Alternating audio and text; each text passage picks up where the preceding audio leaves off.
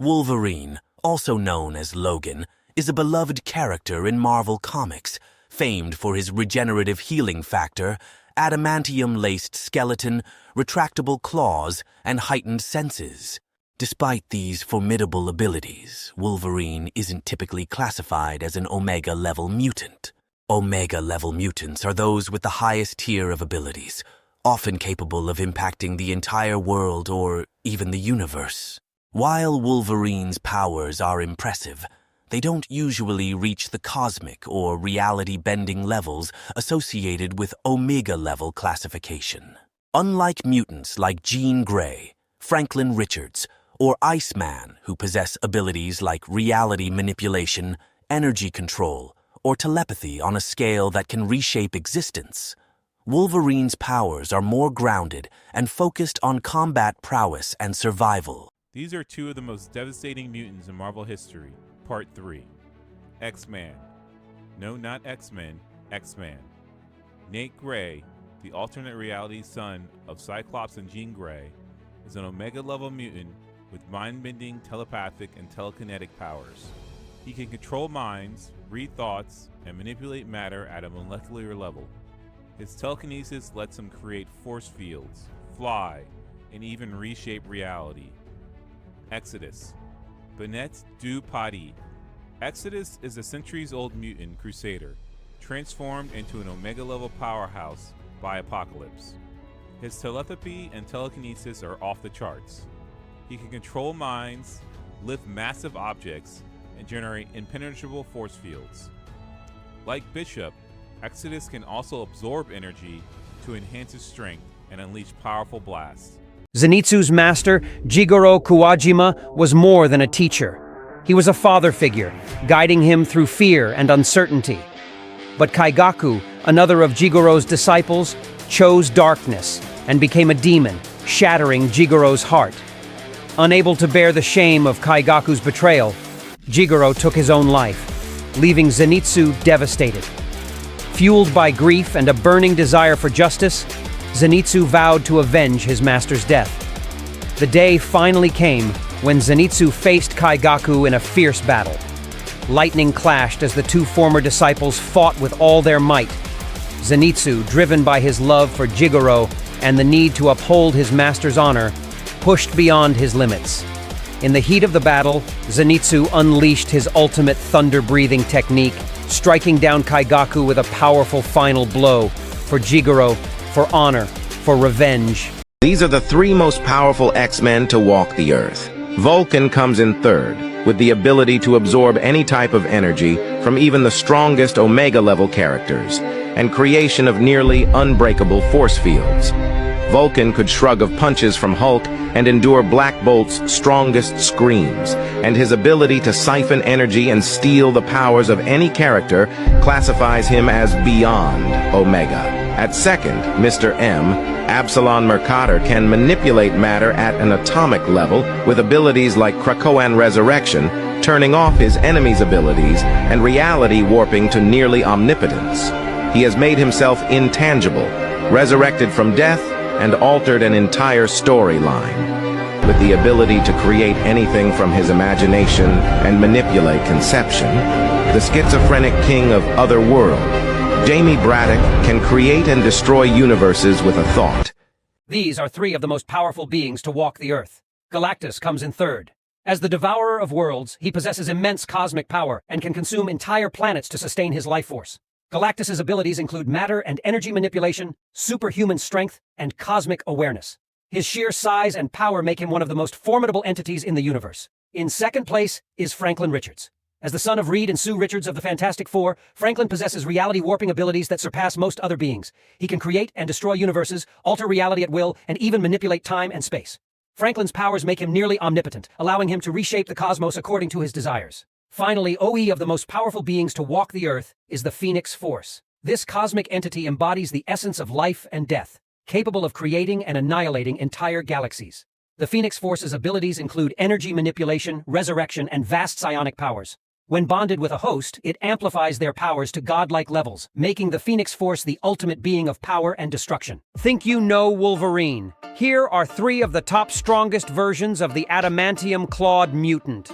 First, there's Helverine. Possessed by a demon, Wolverine gains dark magic and supernatural powers, making him a fearsome force of destruction. Next up, Weapon X from the Age of Apocalypse. With a missing hand and heightened abilities, this ruthless version of Wolverine is even more lethal in his brutal environment. And at number 1, we have Old Man Phoenix. In this alternate future, Wolverine becomes the host of the Phoenix Force, gaining cosmic powers that make him nearly unstoppable. Which one is your favorite? Comment below and don't forget to like and subscribe for more. How powerful is Professor X? Imagine a mind so strong it can influence thoughts across the globe. Professor Charles Xavier isn't just a telepath, he's the telepath. He can read minds, control actions, erase memories, and even rewrite reality in someone's mind. On his own, he's taken down entire teams of enemies without lifting a finger. He's even held off gods and cosmic entities using sheer mental force. Now, when he's linked to Cerebro, his power grows exponentially, able to locate and communicate with any mutant on Earth, or even erase their very existence. Professor X isn't just a powerful mutant, he's the ultimate mind, capable of bending the world to his will, if he ever chose to do so. Here are 5 confirmed Omega-level X-Men. Iceman, master of sub-zero temperatures, can manipulate ice to freeze anything in his path, even reconstructing his own shattered form. Jean Grey, the Omega-level telepath and telekinetic, wields the cosmic Phoenix Force, unleashing devastating power with her mind. Legion, a fractured psyche with boundless potential, commands a legion of personalities, each with their own unique mutant ability. Storm, the Weather Witch, controls the very elements, summoning lightning bolts and torrential downpours with a flick of a wrist. Elixir, the biokinetic healer, manipulates the biological structure of living beings, mending wounds and even resurrecting the dead with his touch. What if I told you there's an X-Man who doesn't just teleport? He breaks reality every time he moves. Meet Nightcrawler, the blue demon who fights like an angel. Every time you hear that BAM, he's tearing through another dimension, slipping through a hellish realm before reappearing in a blink. But teleportation? That's just the start. He's fast enough to dodge bullets, agile like Spider-Man, and deadly with a sword. In one comic, he even teleported a bomb out of existence. And here's the twist. Behind that devilish look is one of Marvel's most faithful heroes. So, how powerful is Nightcrawler really? Enough to bend space, outfight gods, and still smile doing it. Comment BAM if you think Nightcrawler deserves his own movie, and follow for more mutant secrets. How powerful is Goku? Goku isn't just strong, he's a walking explosion of cosmic power. He's shattered mountains, planets, and even God's weapons with his bare hands. His strength shakes worlds every time he throws a punch. He's faster than light, moving, dodging, and striking before his enemies can even blink. He can lock onto energy anywhere in the universe and teleport there in an instant. Pure precision across galaxies. He channels his life force into devastating attacks, the Kamehameha, the Spirit Bomb, energy waves that can erase entire worlds. Then there's Ultra Instinct, when his body moves on its own. No thought, no hesitation, just pure perfect reaction. Even gods can't keep up. Every time he's pushed to the edge of death, he comes back stronger. A Saiyan with no ceiling. Base form, Super Saiyan God, Blue, and finally Ultra Instinct, each one rewriting the limits of power. At his peak, Goku isn't fighting for victory, he's fighting to break the limit itself. Comment Ultra Instinct if you think Goku could take on anyone, and follow Comic Book Fun for more power breakdowns. Did you know that one of the darkest moments in X-Men history involves a father accidentally absorbing his own child? In X Factor number 39, by Peter David, Jamie Madrox, better known as Multiple Man, and his teammate Teresa Cassidy, aka Siren, are finally about to become parents. For once, life seems hopeful. The usually sarcastic and scattered Jamie is overjoyed as he watches Siren give birth to their son, Sean. The entire X Factor team is ready to celebrate this rare moment of happiness. But then, tragedy strikes. See, Jamie's mutant power lets him create perfect duplicates of himself. and when those dupes die, he reabsorbs them, memories and all. It's what makes him powerful and dangerously unstable. What no one realized was that the version of Jamie who conceived the baby wasn't the original Jamie. It was one of his duplicates. So when the real Jamie tenderly touches his newborn son, the unthinkable happens. The baby disappears, instantly absorbed into his father's body, like one of his dupes being pulled back into the original. There's no blood, no scream, just silence and horror as the truth sinks in. Their baby was never truly separate. He was part of Jamie all along. Siren breaks down, Jamie collapses. The team watches in shock, and fans were left speechless, one of the most heartbreaking scenes in Marvel Comics. 17 years later, X-Factor number 39 still stands as one of the most tragic, gut-punching stories in X-Men history. If you've never read it, brace yourself. It's brutal.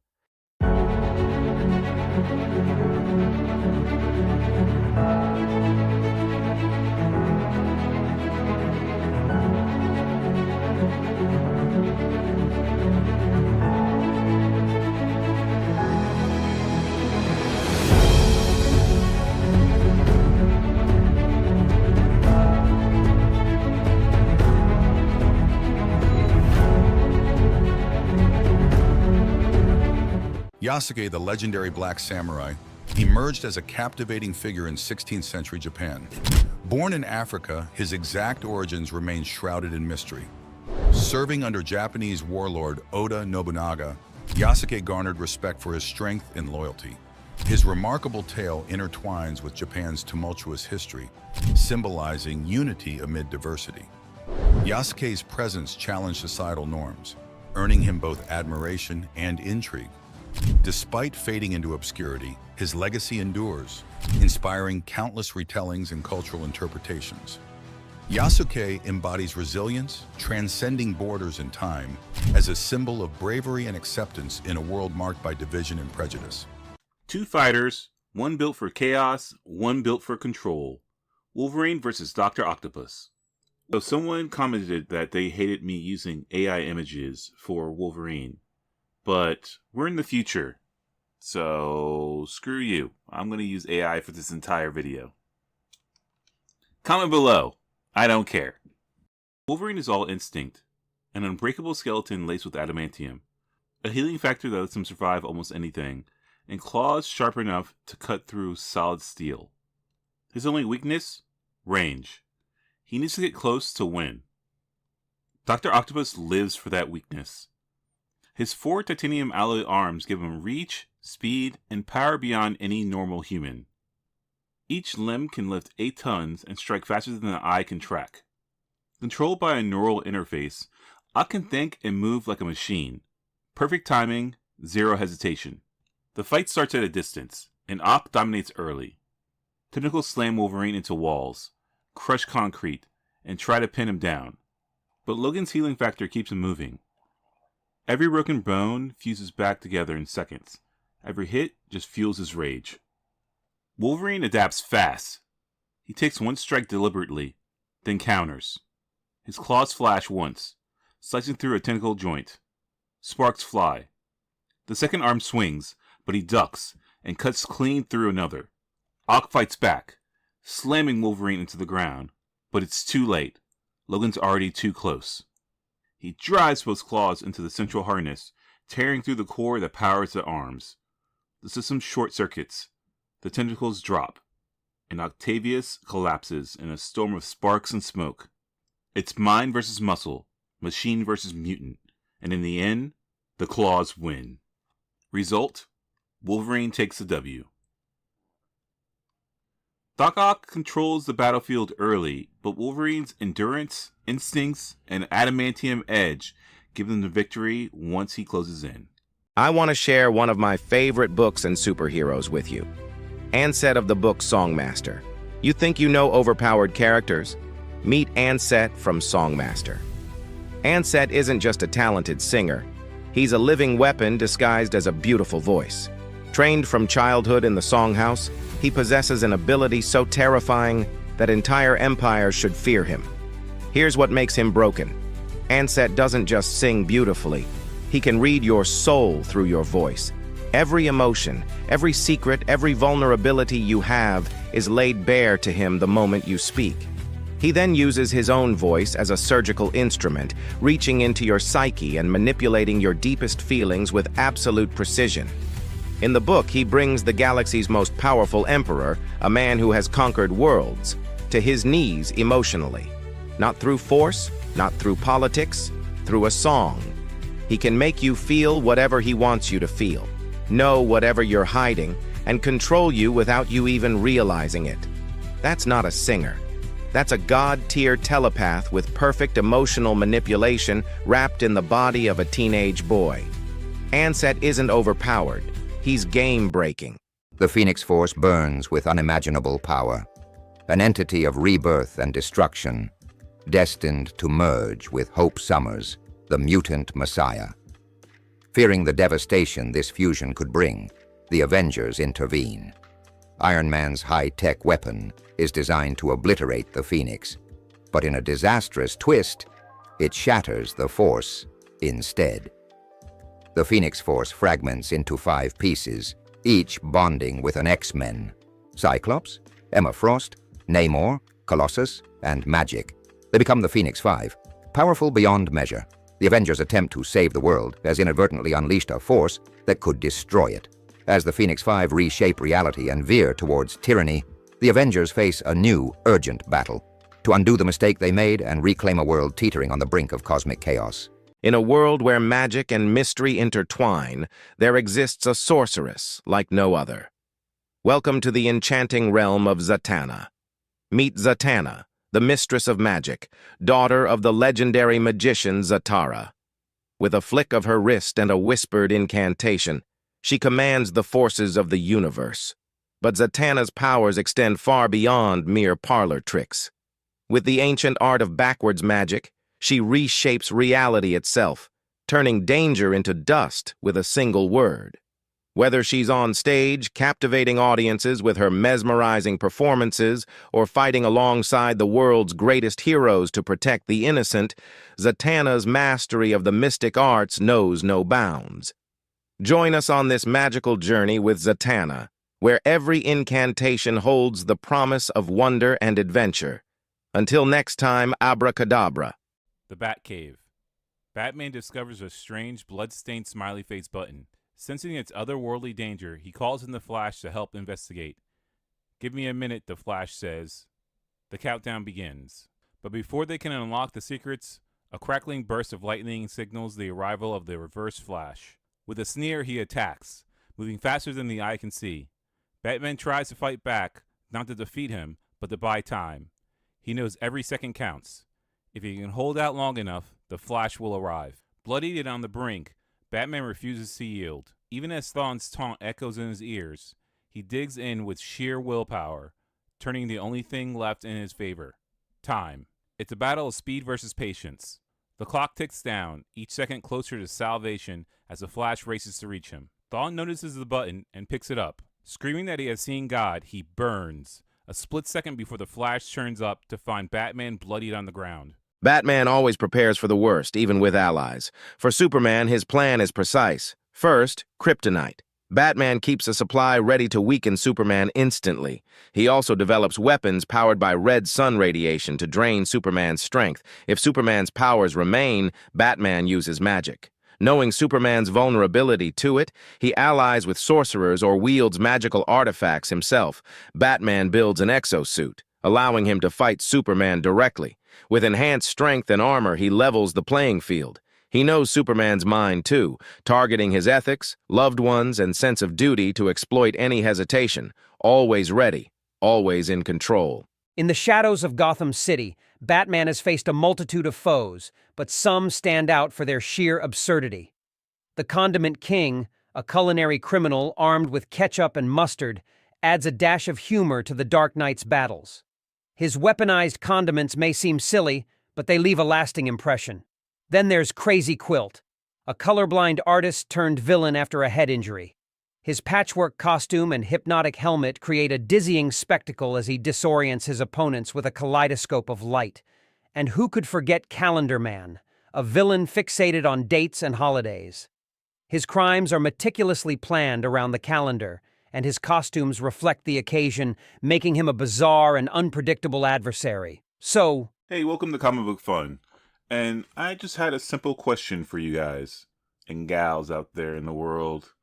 What's your favorite comic book superhero that's not one of the big three? That means not Spider-Man, Superman, or Batman. Mine is Green Arrow. Alright, let me know in the comments below. In a battle of legends, T'Challa, king of Wakanda, stands against the invincible Man of Steel. But Superman's greatest strength is also his downfall. T'Challa has crafted a device capable of blocking sunlight, draining Superman's power source, and leaving him vulnerable. As Kal-El struggles to recharge, the Black Panther's vibranium suit absorbs and redirects his remaining energy. Superman's strength fades like a setting sun, while T'Challa remains relentless, using vibranium-enhanced strikes and advanced technology. Even if Superman tries to fight back, Wakanda's magic users strike from the shadows, forces Superman has no defense against. The final blow comes from the Hand of Bast, a weapon capable of destroying even the Phoenix Force. Cyclops isn't what you think. Everyone assumes Cyclops shoots laser beams from his eyes. They're wrong. What Scott Summers actually does is tear open microscopic rifts in space itself. These portals connect to a dimension that exists as pure kinetic energy, a realm of endless concussive force. That iconic red blast, it's not heat, not light, it's raw kinetic power flooding through from another reality. The ruby quartz visor doesn't weaken his power, it controls the portal's opening. Without it, Scott can't close the rift on his own, which is why he needs the visor constantly. In Astonishing X-Men, when pushed to his absolute limit, Cyclops unleashed enough force to shatter a massive Sentinel in seconds. The energy output was so intense it created shockwaves that rippled through the battlefield. This isn't a superhero with eye lasers. This is a mutant who weaponizes the fabric of reality itself, making him one of the X-Men's most formidable leaders. Cyclops' optic blast, which is easily enough to kill a human, has a power of 2 gigawatts of energy. Cyclops is the only X-Man whose power never turns off. His eyes are a constant opening to an extra-dimensional energy source. The ruby quartz visor isn't a weapon, it's a containment system. That's why you always see a flash behind his goggles. It's not him firing, it's his power pressing outward, constantly being held back. His optic blasts aren't heat or lasers, they're pure concussive force, kinetic energy powerful enough to stop Sentinels without burning anything. Because of this, Cyclops trains in geometry, angles, and ricochet physics. He calculates impact paths in real time, bouncing blasts off surfaces to hit targets he can't see. That's what makes him dangerous, not because he uses his power, but because he lives every second containing it. Wolverine versus Deadpool. Who's got the better healing factor? Let's break it down. Wolverine, the mutant hero, heals incredibly fast. Cuts and bruises? Gone in seconds. Broken bones? Just a few minutes. But severe trauma can slow him down, and his healing can be overwhelmed by repeated injuries or certain toxins. Now, Deadpool. His healing factor, derived from Wolverine's, is on another level. He can regrow limbs, survive decapitation, and bounce back from almost any injury in moments. He's practically immortal, with a healing factor that keeps going, no matter what. So, who's better? While Wolverine's healing is impressive and allows him to survive almost anything, Deadpool's regeneration is unmatched. He can recover from more severe injuries much faster. In the end, Deadpool takes the win with his superior healing factor. In a society where having more than 2 children was banned, being a third made you an outcast, unless the government authorized it. Ender Wiggin was one of those exceptions, marked from birth by this label. At school, it made him an easy target for bullies like Stilson. But Ender wasn't just any kid. He was sharp, strategic, and tired of being pushed around. When Stilson and his gang cornered him, Ender didn't know he was being tested. He saw it as a moment to end the torment. He fought back with precision, not just to win, but to send a clear message no one would dare mess with him again. In that moment, Ender stopped the bullying for good. But what he never realized, what he never discovered, was that his fight with Stilson had gone much further than he intended. Ender had killed Stilson. He had murdered a child. He was only 6 years old. Ever heard of Doreen Green? No? You might know her better as the unbeatable Squirrel Girl. She's not your average superhero. Fluffy tail, squirrel army, heart of gold. Don't let the cute exterior fool you. With super strength, squirrel-like agility, and the power to chat with her furry friends, she's taken down Thanos and Doctor Doom with her unique blend of superpowers and squirrel strategy. You might be thinking, squirrels? Seriously? But Squirrel Girl proves even unlikely heroes can make a difference. She's a reminder that kindness, teamwork, and squirrel power can conquer any challenge. So next time you see a girl leaping through the trees, remember, that's Squirrel Girl, the unbeatable champion of good. Embrace your quirks, never give up, and always have a little fun. Want to see more of Squirrel Girl's adventures? Hit that subscribe button and join the Squirrel Squad. Most people think Forge is just the X-Men's mechanic, the guy who builds cool toys in the background. But they're dead wrong. Forge's mutant power isn't super strength, it's super solutions. He can look at any piece of tech and see how it works, then invent something brand new, like his brain is speed-running reality itself. And his most terrifying creation wasn't a weapon. It was an upgrade that changed mutant kind forever. When Professor X needed Cerebro to do more than find mutants, Forge rebuilt it into something monstrous. A next-level system that enhanced Xavier's telepathy and turned Cerebro into a mind-copying engine, able to create and store backups of mutant consciousness, like living save files.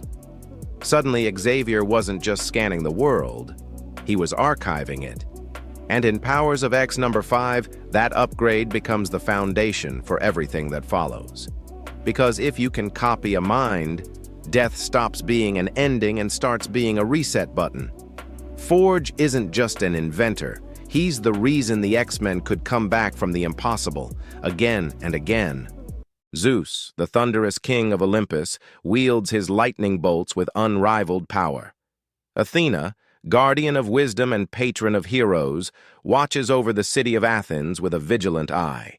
Hermes, the swift messenger, traverses the skies with cunning and grace, guiding souls and playing tricks alike. Aphrodite, born from the sea's foam, enchants mortals with her beauty and stirs their hearts with love's passion. And Apollo, god of music and prophecy, illuminates the world with his radiant presence, inspiring mortals with his divine melodies and foretelling the future with unwavering certainty. These Olympian gods, each with their unique gifts, shaped the tapestry of ancient Greece with their immortal hands, weaving tales of love, war, and destiny for all to behold. Think you're a real comic expert? Well, then prove it. 5 tough questions, no mercy, let's begin. Question 1. In DC Comics, what is the name of the metal that gives the Court of Owls talons, their resurrection abilities, and their near invulnerability? Answer: Electrum. Question number 2. Who was the first DC character to ever escape the Omega Sanction on Apocalypse? Answer: Mr. Miracle, scot-free. Question number 3. In the original Secret Wars, who realized Doctor Doom was mentally unraveling before the revolt? Answer: Ulysses Claw. Question number 4. In the Mirage TMNT comics, which turtle killed Shredder first? The answer, of course, is the leader, Leonardo. And question 5. In the Age of Apocalypse timeline, what is the name of Magneto and Rogue's child? Answer: Charles Landshear. How'd you do? 5 out of 5? Or crushed by continuity? Want another round? Say the word. Here are 3 of the most unstoppable forces in the Marvel Universe. First up, Eternity. As a living embodiment of the entire universe, Eternity has control over all space, time, and reality. He can manipulate the very fabric of existence, reshape the cosmos, and even determine the fate of entire universes. Next, the Living Tribunal. This cosmic judge maintains balance in the multiverse and possesses powers that dwarfs even the mightiest beings. The tribunal can erase entire realities, nullify the powers of cosmic entities, and enforce cosmic laws that no being can defy. When the tribunal makes a decree, no force can oppose it. Finally, the One Above All, the supreme being of the Marvel Universe. This entity can create and destroy multiverses with a mere thought, control all aspects of existence, and is the ultimate authority over all cosmic beings. The One Above All is omniscient, omnipotent, and omnipresent. Homelander versus Superman, a clash of titans that's been debated in hushed whispers by fans for years. 2 godlike beings with unparalleled powers, but vastly different morals and motivations. Homelander, the twisted mirror image of Superman, boasting superhuman strength, flight, invulnerability, heat vision. He's a force to be reckoned with. But his ego, his thirst for power, his utter disdain for humanity, they're his Achilles heel. Superman, the beacon of hope. He shares Homelander's incredible powers, but his unwavering morality, his empathy, his love for humanity, they're what truly set him apart. In a head-to-head battle, could Homelander's ruthlessness give him the edge? Or would Superman's unwavering spirit prevail?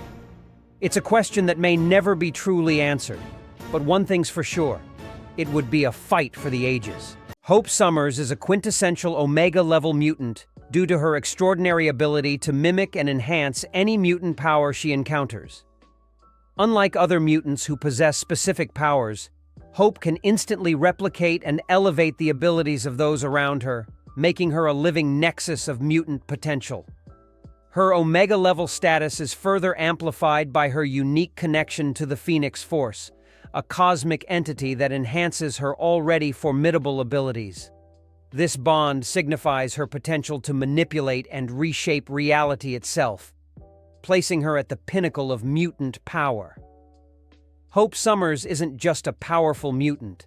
She embodies the ultimate evolution of mutant kind, with the capacity to harness and enhance any ability, making her one of the most dangerous and influential beings in the Marvel Universe. Wolverine has another skill you may not know of. Logan is a polyglot. Wolverine is fluent in Japanese, which he learned during his time in Japan where he trained as a samurai. His proficiency in Russian comes from his missions in Russia, often involving espionage and combat against Soviet forces. Arabic is another language in his repertoire, picked up during his time in the Middle East, where he worked as a mercenary and fought alongside local forces. He is also fluent in Lakota, which he learned from his time spent with the Blackfoot Confederacy and other Native American tribes. Given his Canadian heritage, Wolverine is also naturally fluent in English and French. Most people think Ilyana Rasputina just teleports through space, but they're dead wrong. She has the ability to tear open portals directly to Limbo, a demonic dimension where she reigns as its sorceress supreme. This realm exists completely outside of time itself, allowing her to traverse not just distance, but the very fabric of temporal reality. As magic, she wields the Soul Sword, a manifestation of pure magical energy that can shatter any mystical force in existence. But the true extent of her power becomes evident in Uncanny X-Men issue 303, when she faces the entire X-Men team at once. Ilyana unleashes massive stepping discs, dragging her enemies into Limbo where she controls reality itself, revealing that her true powers aren't simple teleportation, but rather absolute dominion over a hellish dimension where she bends time, warps space, and commands legions of demons with a single thought. She's not just an X-Man. She's a demon queen who rewrites the laws of existence on a whim. Apocalypse, an arch-villain of the X-Men, possesses a vast array of formidable mutant powers. Here's a breakdown of his most prominent abilities. Molecular manipulation. Apocalypse can manipulate his body's molecules at will, granting him shape-shifting abilities. He can transform his limbs into weapons, alter his size and density, and even self-heal from injuries. Superhuman strength and durability. Apocalypse boasts immense physical strength and durability, making him a formidable opponent in close combat. Technopathy. Apocalypse can interface with and manipulate technology, making him a dangerous foe in a world reliant on it. Near immortality. Apocalypse has extended his lifespan through celestial technology and mutant enhancements, granting him near immortality, having lived for thousands of years. Telekinesis. Apocalypse can move objects and even levitate himself with his mind. How powerful is Bishop? He came from the future to save the past, and brought enough firepower to rewrite it. Bishop first appeared in Uncanny X-Men number 282 in 1991, stepping out of a dark future where mutants were hunted and the X-Men were only legends.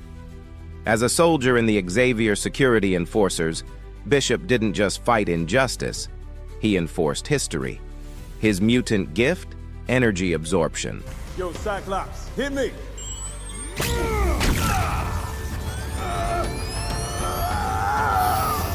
Any blast, beam, or explosion that hits him becomes fuel.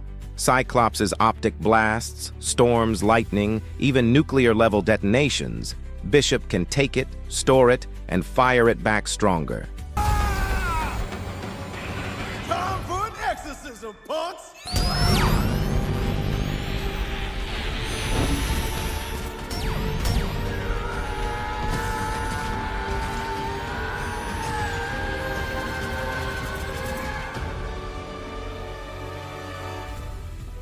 The more punishment he takes, the more unstoppable he becomes. He's not just a tank, though. Bishop channels absorbed power through his body and weapons with surgical precision. He can redirect plasma through his rifle, supercharge his punches, and even heal himself by converting raw energy into life force. In one story, he withstood the detonation of a fusion reactor and walked away. But that strength cuts both ways. Take in too much power, and he risks overloading. He's literally a living bomb if pushed past the limit. So, how powerful is Bishop? Officially alpha level, but under the right conditions, he edges toward Omega potential. He's a living battery who can turn his enemy's attacks into his greatest weapon, the perfect counter to any energy-based mutant.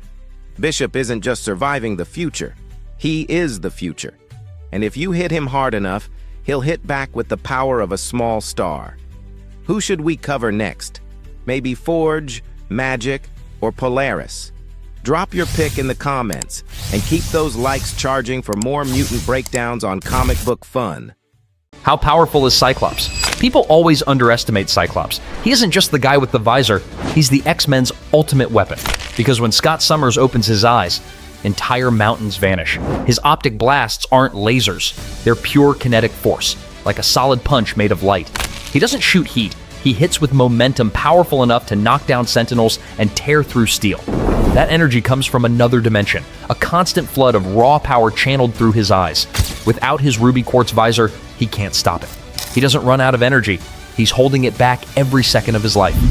When Cyclops finally lets loose, the results are terrifying. He split massive battleships in half, blown apart armored mutants, and even staggered the Hulk. And that's without the Phoenix Force, because power isn't just about destruction, it's about control. Cyclops has been trained by Professor X, Magneto, and even Captain America. He's a strategist, a soldier, and a survivor. When he says X-Men move, every mutant on the field obeys. At his peak during the Avengers vs. X-Men saga, the Phoenix chose him.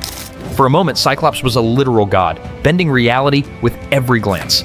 But even stripped of that cosmic fire, he remains the embodiment of discipline and leadership. So, how powerful is Cyclops? Imagine carrying a nuclear blast behind your eyelids and choosing every day not to destroy the world. Comment Optic Blast if you think Cyclops deserves more respect, and follow Comic Book Fun for more mutant power breakdowns. Did you know that Deadpool's healing factor actually works in reverse compared to Wolverine's? Wolverine's regeneration is a natural extension of his mutant biology. His body is constantly repairing itself from injury, illness, and decay.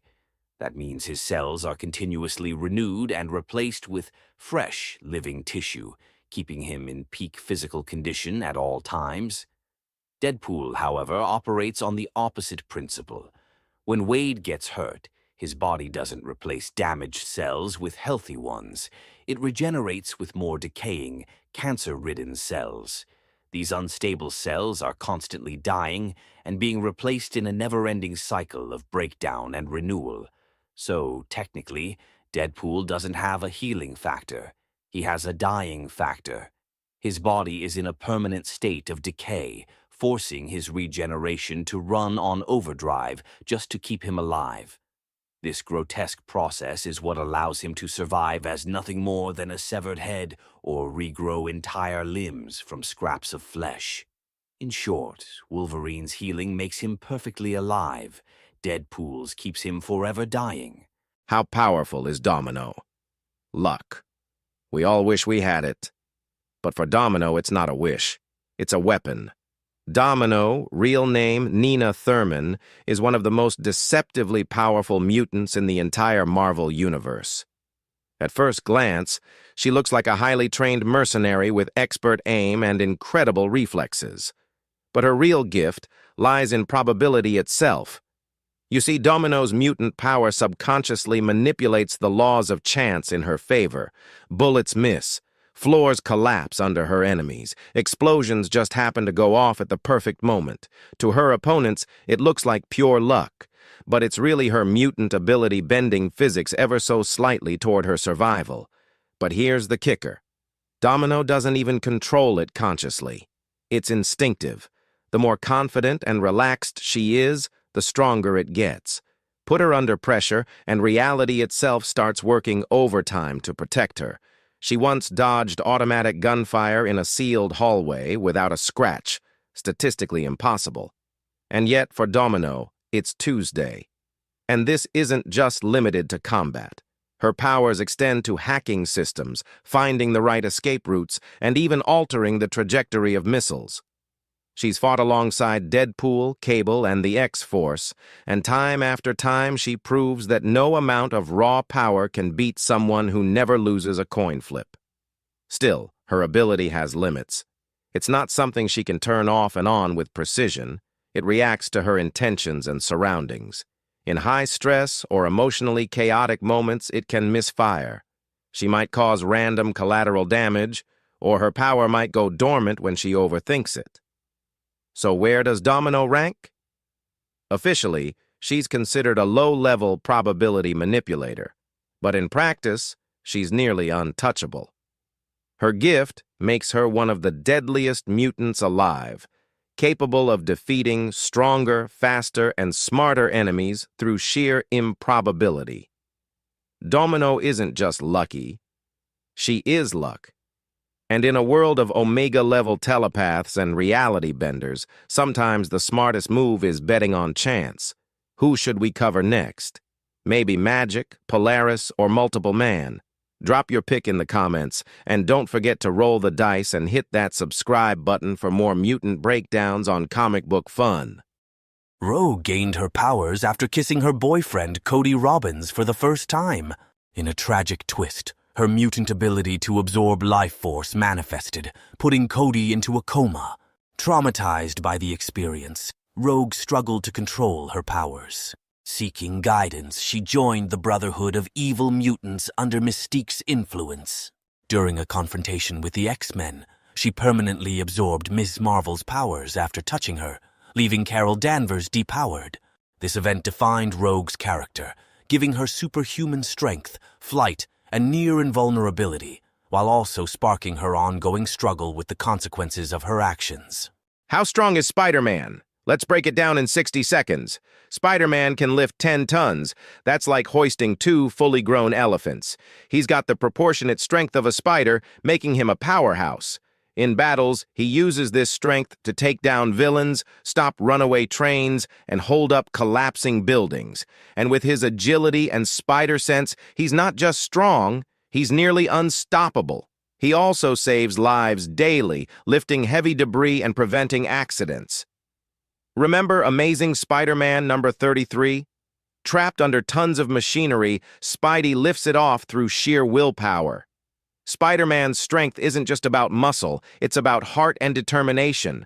Like subscribe and stay amazing, true believers. Batman, the Dark Knight, isn't just a symbol of fear.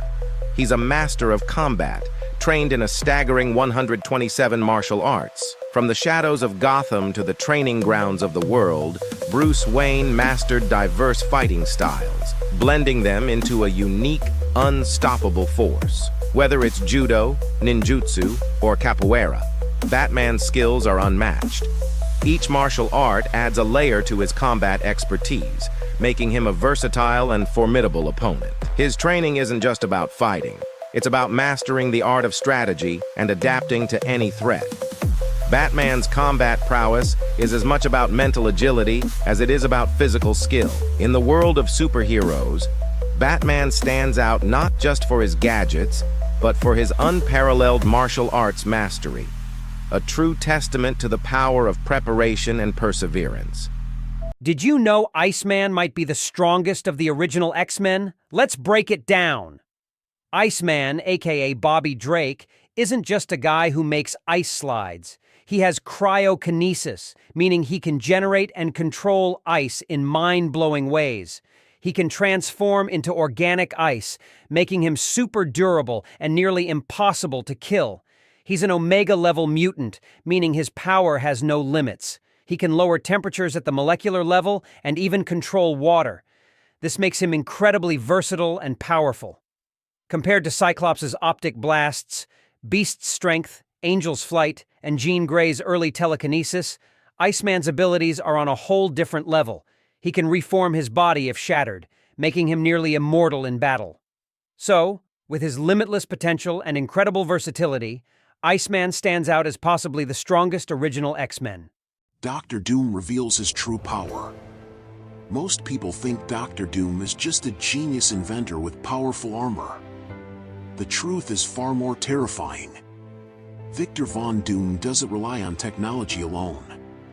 He possesses one of the most dangerous combinations of abilities in the Marvel Universe, mastery over both science and magic at their absolute peak. While wearing his iconic armor, Doom channels mystical energy learned from years studying the dark arts under demons and sorcerers. This arcane power rivals Doctor Strange himself, allowing him to manipulate reality, summon dimensional entities, and cast spells that can reshape existence. But the true extent of his power becomes evident in Fantastic Four issue 200, when he battles the Beyonder. Doom doesn't just use magic or technology separately, he fuses them together, creating techno-magical constructs that defy the laws of both science and sorcery. His abilities aren't just armor and inventions, but rather an unstoppable fusion of magic and science that makes him one of the most overpowered beings in Marvel Comics. When Doom combines his genius intellect with reality-warping magic, he becomes virtually unstoppable, a force that even cosmic entities have to respect. I'm Batman! You're Alfred, I'm Batman. I'm Batman! Of course I'm Batman. I'm Batman. Batman? Yes. I'm Batman! The Batman. Yeah, baloney, you're damn straight I'm Batman. I'm Batman. I'm Batman. I'm Batman. I'm Batman. I'm off. Hi, I'm Batman. I'm Batman. I'm Batman. I'm sorry, you Batman? I'm Batman. I'm Robin. Oh, I'm Kenny. I'm not Batman. I'm Batman. I'm Batman. I'm Batman. I'm Batman. And I'm Robin. I'm Batman. See? I'm Batman. No, He's like Batman, I'm like Robin. Zoe? I'm Batman. I'm Batman. Batman. I'm a showman. Yes, I'm Batman. I'm Batman. Welcome to Comic Book Fun's Impossible Comic Trivia Challenge. 5 brutal questions, 0 casuals survive. Keep your score and flex in the comments. Real fans get at least 3 out of 5. Let's go. Question 1. Before Adamantium, what storyline revealed Wolverine's claws were actually natural bone, not a Weapon X invention? Answer. Brady Windsor Smith's Weapon X retcon. Confirmed in X-Men Volume 2, number 25, when Magneto tore the metal out. Question 2. In Marvel lore, who was the first confirmed Omega-level mutant, officially named as such in canon? Answer, and you're gonna hate me, is Iceman. He was listed as Omega years before the House of X list existed. Hate me in the comments. Question number 3. In DC's cosmology, what is Darkseid's true form called? The one that exists beyond universes, with avatars acting in the multiverse. Answer, his true God form, or great darkness aspect.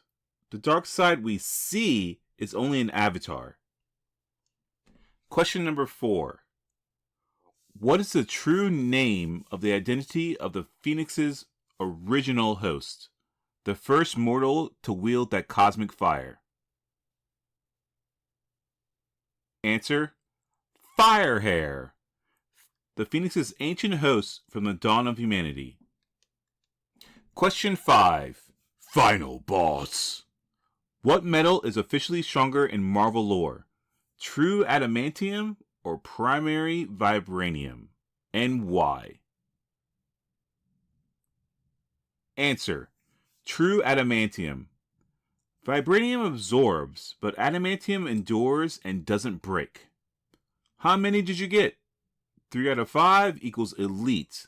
4 out of 5 equals comic god tier. Want Villains editions, Mutants editions, or DC only next? This is Comic Book Fun.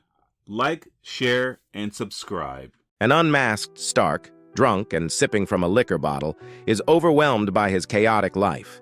He contemplates giving up his civilian identity to solely be Iron Man. In his haste, he dons his mask and takes off, crashing through a closed window. Later, as he reaches for another drink, Bethany Cabe intervenes. She shares her own story of loss to addiction and stays by Tony's side, keeping him from the bottle. Rejuvenated, Tony seeks out Edwin Jarvis, who had quit after a drunken outburst. He apologizes, and Jarvis agrees to return to work for Tony and the Avengers. Back at Avengers Mansion, Tony reaches for a bottle once more. Bethany urges him to stop. After a long moment, Tony recaps the bottle, earning applause from Bethany and Jarvis for his decision. Meet Franklin Richards, the mutant so powerful he makes reality his playground. This kid doesn't just have a wild imagination. He can literally create and destroy entire universes before lunch. Franklin bending the laws of physics while trying to figure out his homework. Who needs a science fair when you can craft pocket universes and make cosmic disturbances look like child's play? Franklin's taken on villains who thought they were unstoppable. He's gone toe-to-toe with Galactus, the devourer of worlds, and even put the smackdown on the villainous Onslaught. With telepathic and telekinetic powers, Franklin can move objects, read minds, and still manage to look cool while doing it. So if you want more cosmic content and epic hero highlights, don't forget to hit that subscribe button. Fail to save your carbon copy mothers. Make him speak, Sinister. How many times? To hear the sound of 2 heartbeats from Lois, and he realized they were going to have a baby. Filled with joy, he flew to Batman to share the news. Batman, of course, already knew and offered his congratulations. Later that night, Lois received a tip about a payoff at the docks and decided to investigate, taking Jimmy with her. At the docks, the Joker appeared, his twisted grin visible through the shadows. He shot Jimmy in the head through his camera, killing him instantly. The next morning, Superman found Jimmy's body with a Joker playing card beside him. Lois was missing, having been kidnapped by the Joker.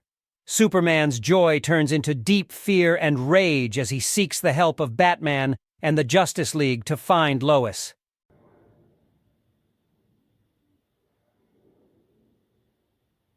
Crypto. What superhero should I talk about next? She don't care.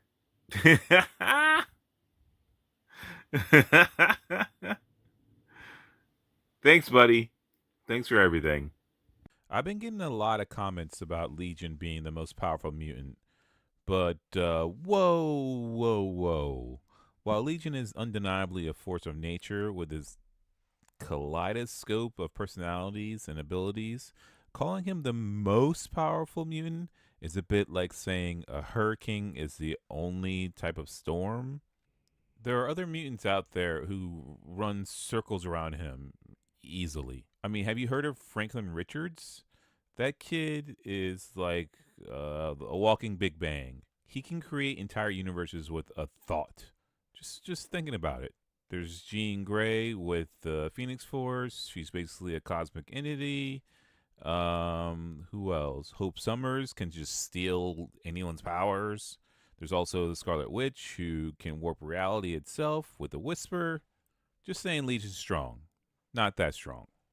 Sad Mutant Powers Part 1. Long Neck. So Long Neck, aka William Hanover, from Earth 616, has a slightly longer than normal neck. That's his power. And apparently he dies in a bus explosion. The end. Magneto, the powerful mutant from the X-Men comics, has several children in the Marvel Universe. However, his strongest child is typically considered to be Wanda Maximoff, also known as the Scarlet Witch. She possesses reality warping abilities on a vast scale, making her one of the most formidable characters in the Marvel Universe. Her reality-altering powers have the potential to reshape the fabric of existence itself. Magneto has another notable child. Considered quite powerful, Polaris inherited her father's magnetic manipulation abilities. While she may not possess the reality-warping capabilities of Scarlet Witch, Polaris has demonstrated her incredible strength and control over magnetic fields, often rivaling or even surpassing Magneto himself in terms of raw power. Which Marvel hero would finish your homework the fastest? Let's find out. Instant tear. These heroes are done before you blink. Reed Richards, Mr. Fantastic. Stretches his brain and his arms. Homework's done in 0.001 seconds. Doctor Strange. Opens portal, grabs answers from alternate dimension where you already did it. Lightning fast. Your homework is done before you finish asking. Tony Stark, Iron Man. Friday. Does it while he's building a new suit. Shuri. Wakandan tech makes your calculator look like an abacus. Peter Parker, Spider-Man. Science genius plus web slinging to the library equals homework done. Pretty quick, solid homework completion time. Bruce Banner, Hulk. 7 PhDs mean your math homework is child's play when he's not smashing. Hank Pym. Shrinks down, reads entire textbook at molecular level. Takes forever, you might want to do it yourself. Thor. Keeps trying to solve math with Mjolnir. I shall hammer these equations into submission. Hulk, angry. Hulk smash homework. Hulk not understand algebra. Never finishes. These heroes got distracted. Deadpool. Gets distracted making jokes about your teacher. Homework becomes a comedy roast. Wolverine. Starts homework. Gets angry at pencil breaking. Destroys entire desk. Who would you want doing your homework? Comment below and follow for more Marvel tier lists. And I was crying on the staircase, begging you please don't go. And I said, Romeo, take me somewhere we can be alone. I'll be waiting. All there's left to do is run. You'll be the prince and I'll be the princess. It's a love story. The most powerful versions of Superman Part 1 bring us to All-Star Superman, a creation of Grant Morrison and Frank Quitely. In this iconic series, Superman becomes vastly empowered after absorbing an excess of solar radiation. His strength, speed, and resilience reach unparalleled levels, elevating him to the pinnacle of physical prowess. It's my crypto.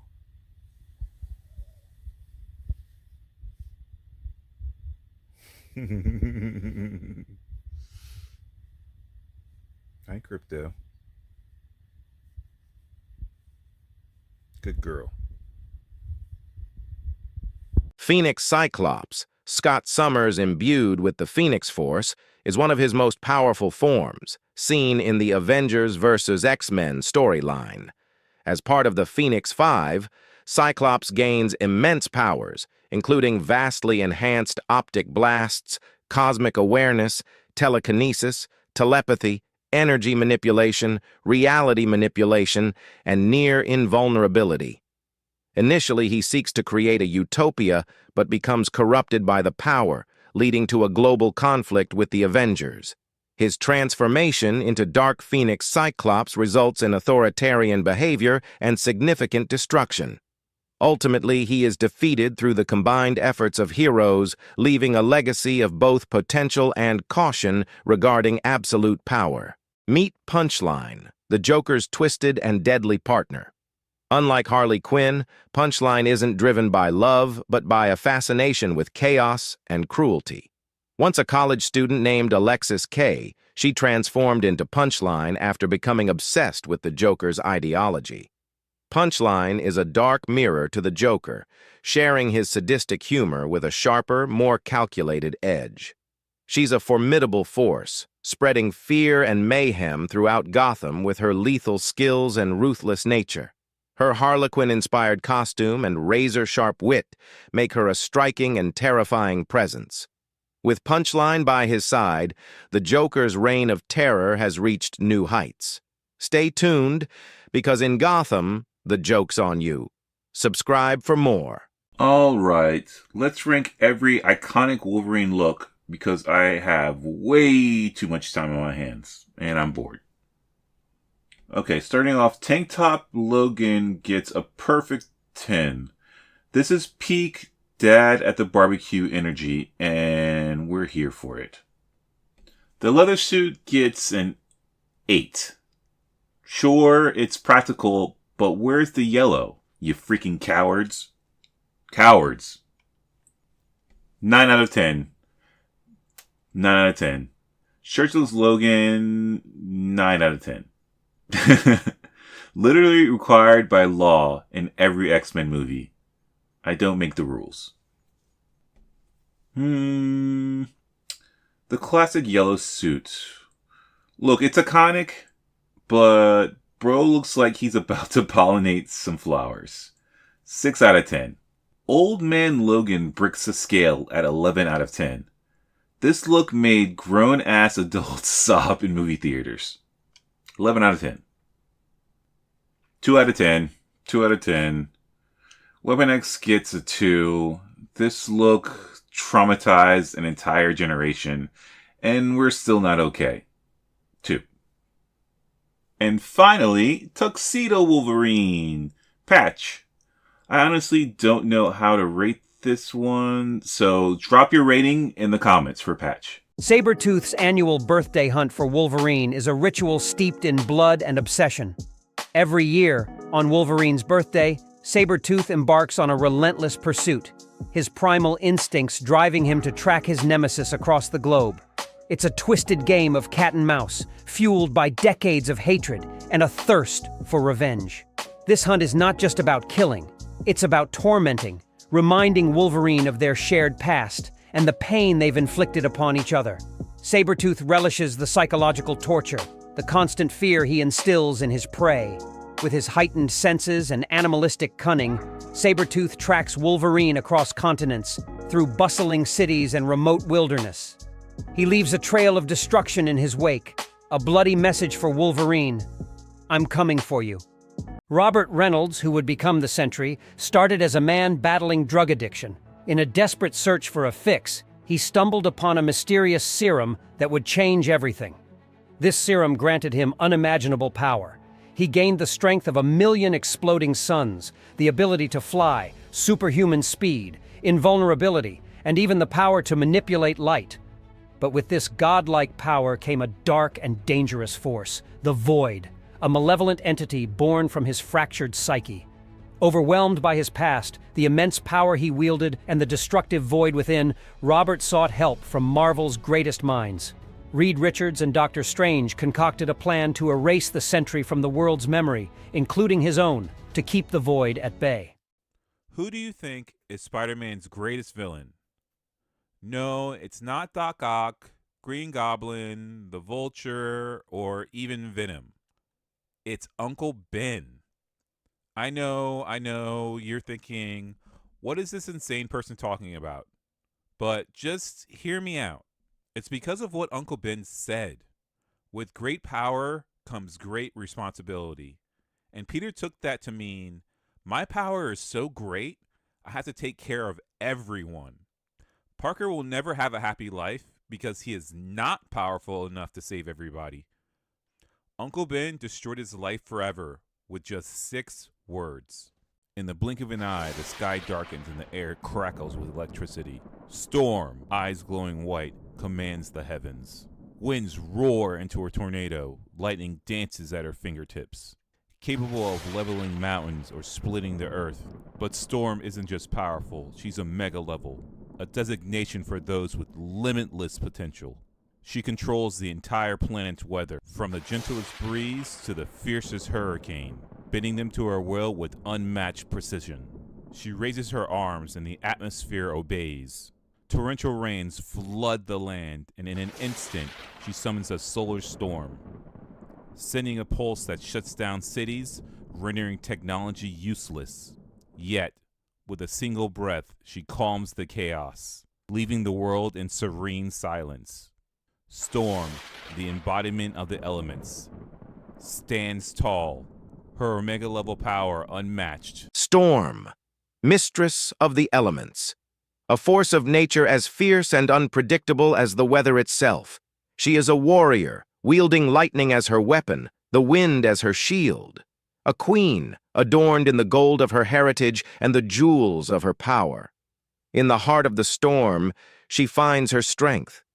In the fury of the elements, she discovers her purpose. But there is more to her than the tempest. In the quiet moments, we glimpse the woman beneath the power. A woman of compassion and resilience, a leader who inspires hope and courage. She is Storm. And her story is one of triumph over adversity, of finding strength in the face of chaos, and of embracing the power within. Storm, one of the most iconic X-Men, had an extraordinary moment in the comic series X-Men to Serve and Protect, #3, where she wielded Thor's enchanted hammer, Mjolnir. This storyline shows Storm, also known as Ororo Munro, lifting Mjolnir, an act that requires immense worthiness. When she lifts the hammer, she transforms into a goddess of thunder, gaining powers akin to Thor's and amplifying her weather-controlling abilities. This event is significant as it underscores Storm's exceptional qualities, her nobility, bravery, and leadership. By wielding Mjolnir, she not only demonstrates her physical strength, but also her moral and ethical fortitude. This moment highlights why Storm is such a respected and enduring character in the Marvel Universe, celebrated for her powerful abilities and unwavering character. How powerful is Storm? Did you know Storm can destroy entire ecosystems or bring them back to life with a single thought? In one comic, she ended a drought by creating a continent-wide storm, then instantly turned it into sunlight. That's not weather control. That's God-level precision. Storm isn't just summoning rain clouds. She manipulates the entire atmosphere, from the jet stream to air pressure. Her powers are tied to emotion, meaning when she gets angry, the planet feels it. That's why mutants and gods alike treat her with respect and fear. In X-Men Red, she literally created lightning in space, where there's no weather at all. That's when the world realized, Storm isn't the goddess of weather, she is the weather. Would you call Storm the most powerful mutant alive? Comment Omega Storm if you agree, and follow for more mutant breakdowns. Contrary to popular belief, Ororo Munro doesn't just control the weather. Instead, she has the ability to manipulate all forms of atmospheric and electromagnetic energy at a molecular level. This power extends far beyond creating storms. She can sense and alter pressure systems, temperature, electricity, and even cosmic forces across the entire planet. As an officially classified Omega-level mutant, Storm's power has virtually no upper limit. However, the true extent of her abilities becomes evident in Extraordinary X-Men issue 8, when she faces the Terrigen Mists threatening all mutant kind. With her full power unleashed, Aurora doesn't just disperse the deadly cloud, she manipulates the atmospheric composition of the entire Earth, altering wind patterns across multiple continents simultaneously. She reveals that her true power isn't just summoning lightning or wind, but rather absolute dominion over all atmospheric phenomena on a planetary scale, essentially making her a force of nature that could reshape the world itself. In Injustice: Gods Among Us, the Joker hatches a chilling plan to break Superman. He captures Lois Lane and implants a device linked to a nuclear bomb set to explode if her heart stops. The Joker then uses Scarecrow's fear toxin, laced with kryptonite, to trick Superman into thinking Lois is the monstrous Doomsday. Under the influence of the toxin, Superman believes he's saving the world and flies Lois into space to confront the threat. But as soon as Lois's heart stops, the bomb detonates, obliterating Metropolis and killing millions, including Superman's unborn child. Batman's team has invaded the Fortress of Solitude. Their mission? To find the Green Pill. A pill that can give anyone superpowers for a short period of time. One problem. The Kents. Superman's parents are in the cave, and Superman knows the fortress has been penetrated. Believing the Green Arrow is there to harm his parents, Superman does not hold back. Oliver shoots 2 arrows, one striking Superman's father to distract Superman, while the other flies outside of the fortress. Enraged, Superman beats the Green Arrow to death, not realizing that Batman's team has won. The super pill was attached to the second arrow and is now in the hands of Batman to analyze and reproduce. Superman and Lex Luthor have created a pill that will give anyone superpowers. They want to create a superhuman army. Batman steals one of the pills and analyzes its contents to reproduce it. But he needs time. Superman enters the Bat Cave to stop Bruce, and Batman has to use his cunning to finish analyzing the pill. He talks, and it works for a while, until Superman has had enough and breaks his back. Superman has one problem. Batman has succeeded. He has the formula and transports it to his most trusted ally, Alfred. Alfred takes down Superman in a fury of blows, leaving him lying on the ground, broken. The Earth is at peace. Superman has called for a worldwide ceasefire, and he plans to make sure it is honored. Deadside's son, Kalibak, sees this as an opportunity to conquer Earth finally. He is mistaken. With an army, Kalibak invades the most populated cities simultaneously and then goes straight to confront Superman. He quickly realizes that something has changed. This is not the same Superman he has fought in the past.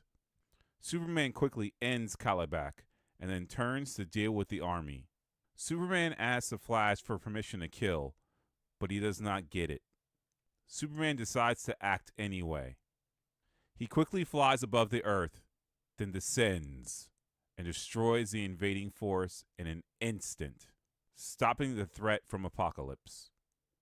Superman grieves for the loss of his wife and unborn child in the fallout of Metropolis. Handing Lois's body over to Wonder Woman for safekeeping, he storms off in a rage to find the man responsible, the Joker. On his way to Gotham Prison, Hal Jordan intercepts him and tries to calm him down.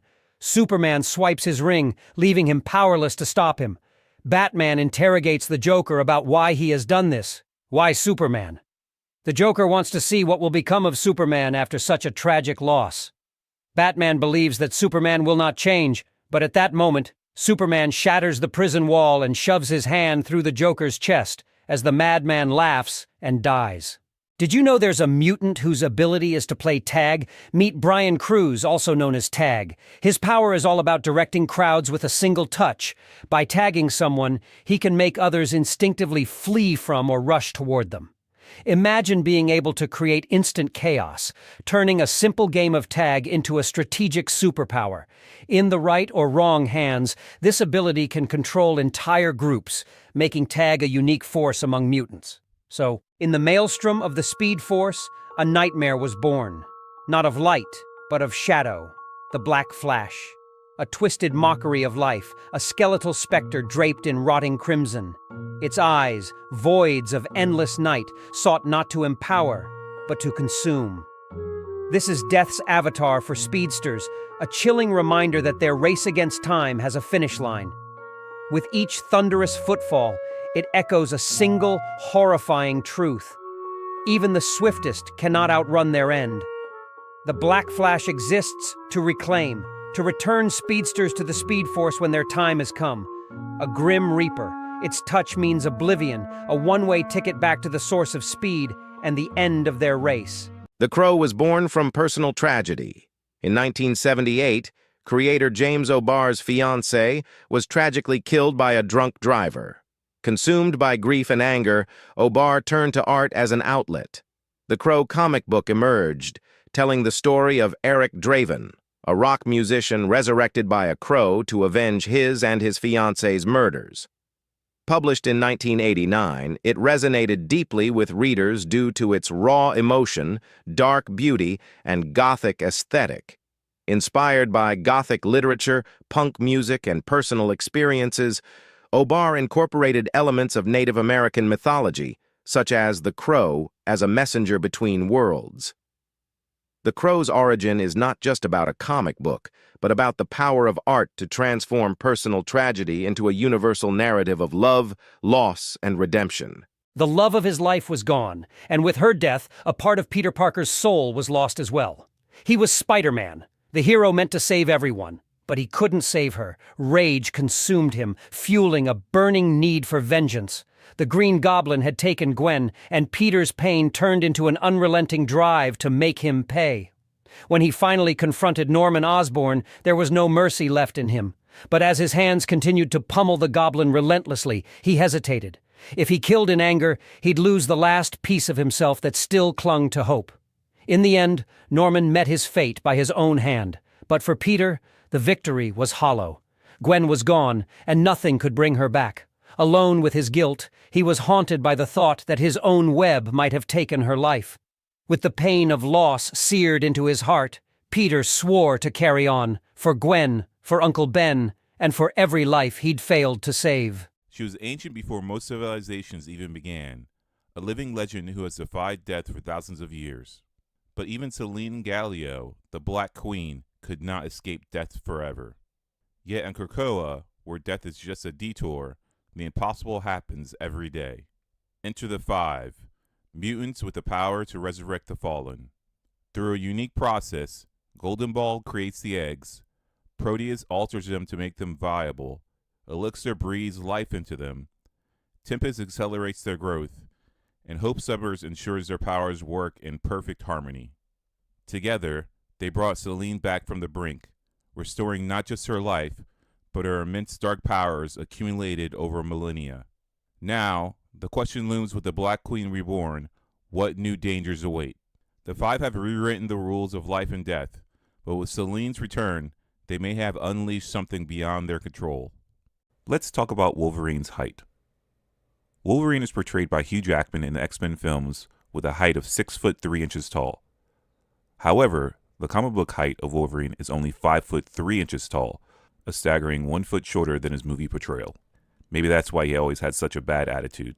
Cain Marko, aka the Juggernaut, isn't a mutant like his stepbrother Charles Xavier. His immense power comes from a mystical source. While serving in the U.S. Army with Charles, Cain found a hidden temple dedicated to an ancient entity. Inside, he discovered the Crimson Gem of Cyttorak. Upon touching the gem and reading an inscription, Cain was transformed into the unstoppable Juggernaut. The Juggernaut's powers include superhuman strength, can lift over 100 tons, invulnerability, nearly impervious to harm, unstoppable momentum. Once he starts moving, he can't be stopped. Force field generation enhances his durability. Self-sustenance, doesn't need food, water, or air. Driven by hatred for Professor X, he often clashes with the X-Men, but sometimes fights for good. The Lantern Corps. Part 1. The Green Lanterns. In the vast expanse of the universe, where light and darkness collide, stands an intergalactic peacekeeping force like no other. the Green Lantern Corps. Forged by the immortal guardians of the universe, these courageous warriors wield the most powerful weapon known to existence, the Green Lantern Ring. Chosen for their unwavering willpower and indomitable spirit, they protect the cosmos from every conceivable threat. From the darkest corners of the galaxy to the very heart of civilization, the Green Lanterns stand as the first line of defense. Harnessing the emerald energy of will, they create constructs limited only by their imagination. United in purpose, they fight not just for justice, but for the hope of all living beings. In brightest day, in blackest night, they rise against the darkness, ensuring that no evil escapes their sight. Ever heard of the mutant Kevin Ford? His power wasn't a gift, it was a curse. Kevin's life spiraled into isolation when he accidentally turned his father to dust with a touch. At Xavier's school, where others like him found acceptance and community, Kevin still couldn't escape his loneliness. He tried to make friends, even developing a close bond with Wallflower. In New Mutants number 12, his fear turns tragic when a simple touch to protect Wallflower causes a man to rot away before her eyes, driving a wedge between them. By the time X-Men the 198 rolled around, the few people who tried to help him saw their efforts crumble as Kevin's sense of rejection grew. When the chance for acceptance finally came, it wasn't from the X-Men, but from Selene, who preyed on his pain. Selene offers him the twisted belonging he craves, turning him into a weapon of decay. Ultimately, in his final battle during Necrosha, Wither faces Elixir, someone whose touch heals rather than kills. Elixir, heartbroken by what his friend has become, is forced to strike him down. Emma Frost, the White Queen of the X-Men, isn't just about telepathy and diamond-hard skin. She can take her mental powers to a whole new level. Imagine this. Emma can enter someone's mind and completely rewrite their memories, not just erasing or altering them, but constructing an entire new reality for them. She can make someone believe they've lived a different life, with different experiences, all the while keeping them unaware that their true memories have been tampered with. It's like she's the ultimate puppet master, controlling every aspect of someone's perception of their own past. So, Storm is an Omega-level mutant, meaning her powers have virtually limitless potential. Her main ability is weather manipulation. She can control all forms of weather over vast areas, including temperature, precipitation, humidity, wind, lightning, and atmospheric pressure. Storm's control is so precise, she can create specific weather conditions, like calming a hurricane or summoning a blizzard. In a future where humanity has vanished, only one being endures. Bruce Banner, the Hulk, is the last human alive on Earth. A cataclysmic gamma bomb has obliterated civilization, leaving Banner to wander a desolate wasteland, tormented by the ghosts of his past. In a future where humanity has vanished, one being endures. Bruce Banner, the Hulk, is the last human on Earth. A gamma bomb has obliterated civilization, leaving Banner to wander a desolate wasteland, haunted by memories. Survival is a relentless battle. The Hulk protects Banner, ensuring his curse of eternal life in a world he longs to escape. Loneliness and regret are his only companions, reflecting on a lifetime of pain. Immortality is a torment. The Hulk's strength forces Banner to live on, enduring endless suffering. This thing won't let me read this thing. Leave me alone. Get out of here. Indestructible heroes and immortal beings, huh? Well, there exists a weapon capable of breaking the unbreakable. A weapon forged in darkness and bloodlust. The Muramasa Blade. Crafted by the vengeful swordsmith Muramasa, it's infused with a fragment of its creator's soul. The blade was designed with a singular purpose: to kill without mercy, leaving no room for survival. For those gifted with a healing factor, such as Wolverine and his children, this weapon is their greatest fear. Wolverine and his children, known for their rapid regenerative abilities, can recover from almost any injury. But the Muramasa blade cuts deeper than flesh. It severs the very source of that regeneration. One strike from this weapon leaves wounds that cannot heal, rendering even the strongest healing factors powerless. Thor, our once mighty hero, found himself in a downward spiral after countless failed attempts to lift his hammer. Each failure was like a slap in the face, reminding him of his lost worthiness. Thor flees to the most remote corner of the world. But guess what? The hammer follows him. Suddenly, a mysterious stranger appears, offering Thor a shot at redemption, a chance to wield the power of the Iron Fist. When the hammer gives him a nudge, Thor, now furious, punches it with all of his might. That was the moment everything changed. Thor began to train his fists, turning his hands into weapons so deadly that even the hammer started to feel the pain. Thor finally broke the hammer's spirit, but the stranger wasn't done yet. He challenged Thor to prove his worth in a no-holds-barred duel. Thor hit him so hard, he sent the stranger flying through a dragon's lair door. Impressed, the stranger admitted he had never felt a punch so perfect. He declared Thor worthy again. These are three of the most devastating mutant powers in Marvel Comics. Cyclops comes in third with optic blasts that can level mountains and punch through solid steel. Cyclops can control his beams with precision, but when unleashed at full force, they're pure destruction, capable of obliterating anything in their path. In second place is Scarlet Witch, who can warp reality itself with just a thought. Her powers have rewritten existence, erased entire populations, and nearly brought the mutant race to extinction.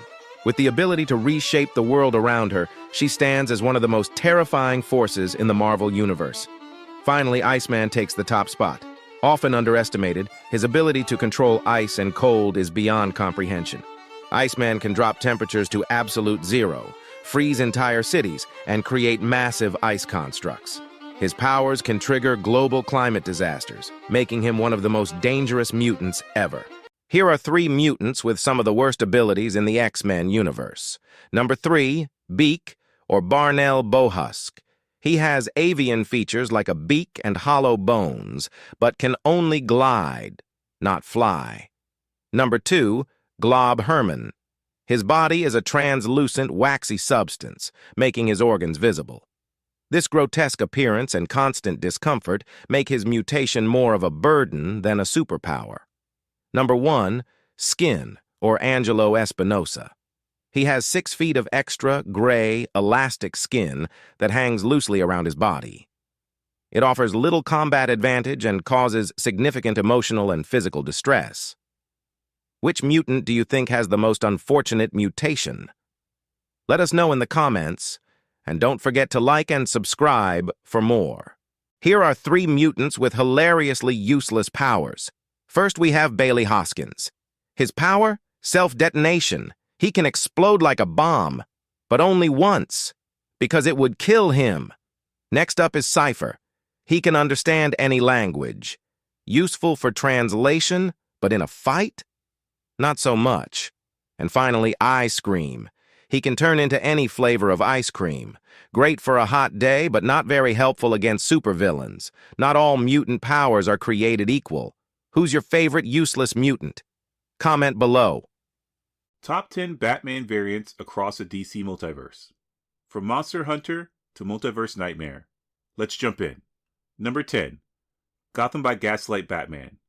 A Victorian-era Dark Knight stalking a steampunk Gotham. No satellites, no AI, no Bat family backup. Just detective skills, grit, and fear in the fog. Number 9. White Knight Batman.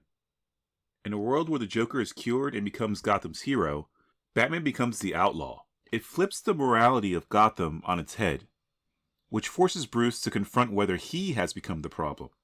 Number 8. Red Rain Batman. Gotham is overrun by vampires, and Batman has become one of them. He keeps his mission, but now he's fighting monsters while becoming one. Heroic, but horrifying. Number 7. My favorite. Batman Beyond. In the future, Terry McGinnis becomes Gotham's new Dark Knight, while an older Bruce pulls the strings from the shadows. A high-tech suit, a neon Gotham, and a legacy that proves Batman is bigger than just one man. Number 6. Flashpoint Batman. Thomas Wayne. In this universe, Bruce died instead, and his father became Batman. He uses guns, no mercy, and pure grief to fuel his war on crime. A tragic symbol of a world gone wrong. Number 5. The Grim Knight. Imagine Bruce Wayne, but he pulled a trigger the night his parents died. No code, no restraint, an arsenal instead of a utility belt. He's Batman as a one-man military strike force. Number 4. Hellbat Armor Batman. Forged by the Justice League and powered by Bruce's own life force, the Hellbat suit lets Batman go to war with god-level threats. No powers, just willpower, and a weapon built to survive the impossible. Number 3. The Dawnbreaker. Bruce gets a Green Lantern ring on the night of his parents' murder, and his trauma corrupts the light itself. A lantern with no morals, no limits, and no hope. One of the darkest Batman ever imagined. Number 2. The Red Death. Desperate to save the world faster, Batman hijacks the Speed Force and merges with the Flash. The result is a twisted speed demon, brutal, lethal, and unstoppable at light speed. And number 1, the Batman Who Laughs. Bruce is infected by Joker toxin and becomes a nightmare. Joker's sadism with Batman's mind and discipline. Cold, brutal, and pure multiverse terror. The most dangerous Batman ever created, and the crown jewel of the dark multiverse. Which Batman variant is your favorite? Drop your pick in the comments, hit like, and follow for more DC Multiverse breakdowns. Top 10 versions of Superman across the DC multiverse. And number 1 isn't the strongest, but he is the most legendary. Let's go.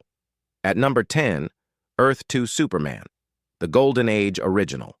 Not the strongest, but he defined the blueprint for every Superman who came after him. Pure classic hero energy, truth, justice, and zero moral doubt. Number 9, Speeding Bullets. What if Kal-El was raised as Bruce Wayne, dark, vengeful, and trauma-driven, Batman's mindset with Kryptonian power? One of DC's craziest Elseworld twists. Number 8, The Dark Knight Returns Superman. A symbol controlled by the government, forced into political battles and even into fighting Batman. Flawed, conflicted, and tragic, proving even Superman can be used. Number 7, Kingdom Come Superman. An older mythic Man of Steel who returns after humanity falls apart. Heavy, hopeful, and iconic. The ultimate, the world still needs Superman story. Number 6, Calvin Ellis of Earth 23. Superman and President. He saves the world in and out of costume, a symbol of justice, leadership, and real-world change. Inspiring, powerful, unforgettable. Number 5, Red Sun Superman. Raised by the Soviet Union instead of Kansas. Same powers, completely different beliefs. Red Sun asks the question, is Superman still a hero or just a weapon of his environment? Number 4, Injustice Superman. The nightmare scenario. After tragedy, he becomes a tyrant. No holding back, no mercy, no limits. The terrifying answer to, what if Superman stopped caring? Number 3, Superman Prime 1 million. A golden god who lived inside the sun for 15,000 years. Near immortal, reality-bending, and cosmic. At this point, he's basically an event, not a person. Number 2, Cosmic Armor Superman, the Thought Robot. A living weapon built to protect reality itself. He doesn't just beat villains, he beats concepts. Meta, limitless, and almost unfair. And at number 1, All-Star Superman. He's not the strongest, he's the best. Wise, gentle, mythic, and pure. All-Star Superman is the final form of Kal-El's heart, not his fists. The Superman who becomes a legend instead of a god. Which Superman is your number 1? Drop your pick in the comments, hit like, and follow for more multiverse breakdowns. What if Thanos joined the Avengers? You see, the Avengers have a problem. Earth is about to be destroyed by the Builders, who are going about world destroying. But guess who comes to the rescue? Thanos and his army. You see, he wants to see the universe burned by his own terms, not by someone else's, especially not the Builders. Of course, the Avengers are very wary of accepting his help, but Cap finally acquiesces, and side by side, the Avengers and Thanos' army destroy the Builders. Thanos was lying about why he wanted to help the entire time, was actually just looking for his son, who the builders had kidnapped and was on one of their ships. Cap tried to stop Thanos and mysteriously dies in battle. Thanos returns to the Avengers with Cap's shield, telling the Avengers of his downfall, and then takes the reins as the new leader of the Avengers. In the darkest corners of the universe, where greed knows no bounds, lies a power unmatched in its veracity. The Orange Lantern Corps. Forged from the burning fires of avarice, this corps is led by the insatiable Larfleeze, also known as Agent Orange. Long ago, the Guardians of the Universe discovered the orange light of avarice, a power so dangerous it was hidden away. But the greedy and cunning Larfleeze found it, claiming the power for himself and becoming its sole bearer. With his ring, Larfleeze can summon the Orange Lantern constructs, spectral beings that represent those he has consumed in his endless quest for more. What's mine is mine, and mine, and mine. And mine, and mine, and mine. Not yours. Driven by greed, the Orange Lantern Corps is a force of nature, seeking to claim everything in the universe. Alright, comic book fans. Which version of a Marvel or DC character is the ultimate one? Are you all about the classic comic book style, where the character's origins were born? Or maybe you're a fan of the animated series, where the voice actor nailed every line. What about the live-action movies? Did the actor bring the character to life, or did it fall flat? Was there a storyline or a moment that made you say, this is it, this is them at their best? Or do you think another version totally dropped the ball? Let me know in the comments. In the Gambit Volume 3 comic series, 1999, particularly issues 17 to 19, Gambit becomes an Omega-level mutant in an alternate universe known as New Sun. In this storyline, Gambit's powers are significantly enhanced, allowing him to control kinetic energy to a far greater extent than usual. As New Sun, he can transform matter into energy and release it with precision, manipulate energy on a massive scale, and perform feats far beyond his typical capabilities. This alternate version demonstrates the potential of Gambit's powers when fully realized, elevating him to Omega-level status. This storyline highlights a what-if scenario, where his abilities are pushed to their utmost limits, showcasing the extraordinary potential within his mutant power set. So I left crypto alone for 2 hours.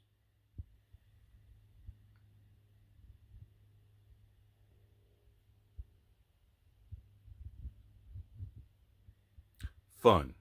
In the vast Marvel Comics universe, few characters captivate like Nightcrawler. With indigo skin, glowing yellow eyes, and teleportation abilities, this mutant dazzles fans. Debuting in giant-size X-Men #1 in 1975, Nightcrawler, born Kurt Wagner in Germany, faced prejudice but joined the X-Men, fighting for equality. His acrobatic prowess, teleportation, and ability to blend into shadows make him a formidable hero. Throughout X-Men's tenure, his loyalty and morality endeared him globally. Nightcrawler transcends comics, appearing in animated series and films, captivating new audiences. From his humble beginnings to iconic status, he inspires with courage, compassion, and indomitable spirit. Thanks for watching. Like, share, and subscribe for more insights into your favorite heroes. Excelsior! Man has encountered magic and even learned a spell to negate its effects. He generally avoids using it for several reasons. Batman relies on logic, science, and his own skills. Magic is often unpredictable and requires a level of surrender to the unknown that goes against his core beliefs. Some in the DC universe believe that Batman's darkness and unwavering will could make him susceptible to the corrupting influence of magic, potentially turning him into a dangerous force. Batman's strength lies in his meticulous planning and control. Magic is often chaotic and uncontrollable, undermining his usual methods. Mastering magic would require a significant investment of time and resources that Batman could dedicate to honing his existing skills or developing new technologies. These reasons, combined with his already formidable abilities, make magic an unnecessary and potentially detrimental path for Batman. Most people think Darth Vader is powerful because he's big, scary, and swings a red lightsaber, but they're dead wrong. Vader's real power is that the Force behaves like gravity around him, and he decides what it does. He doesn't just throw objects, he rearranges the battlefield.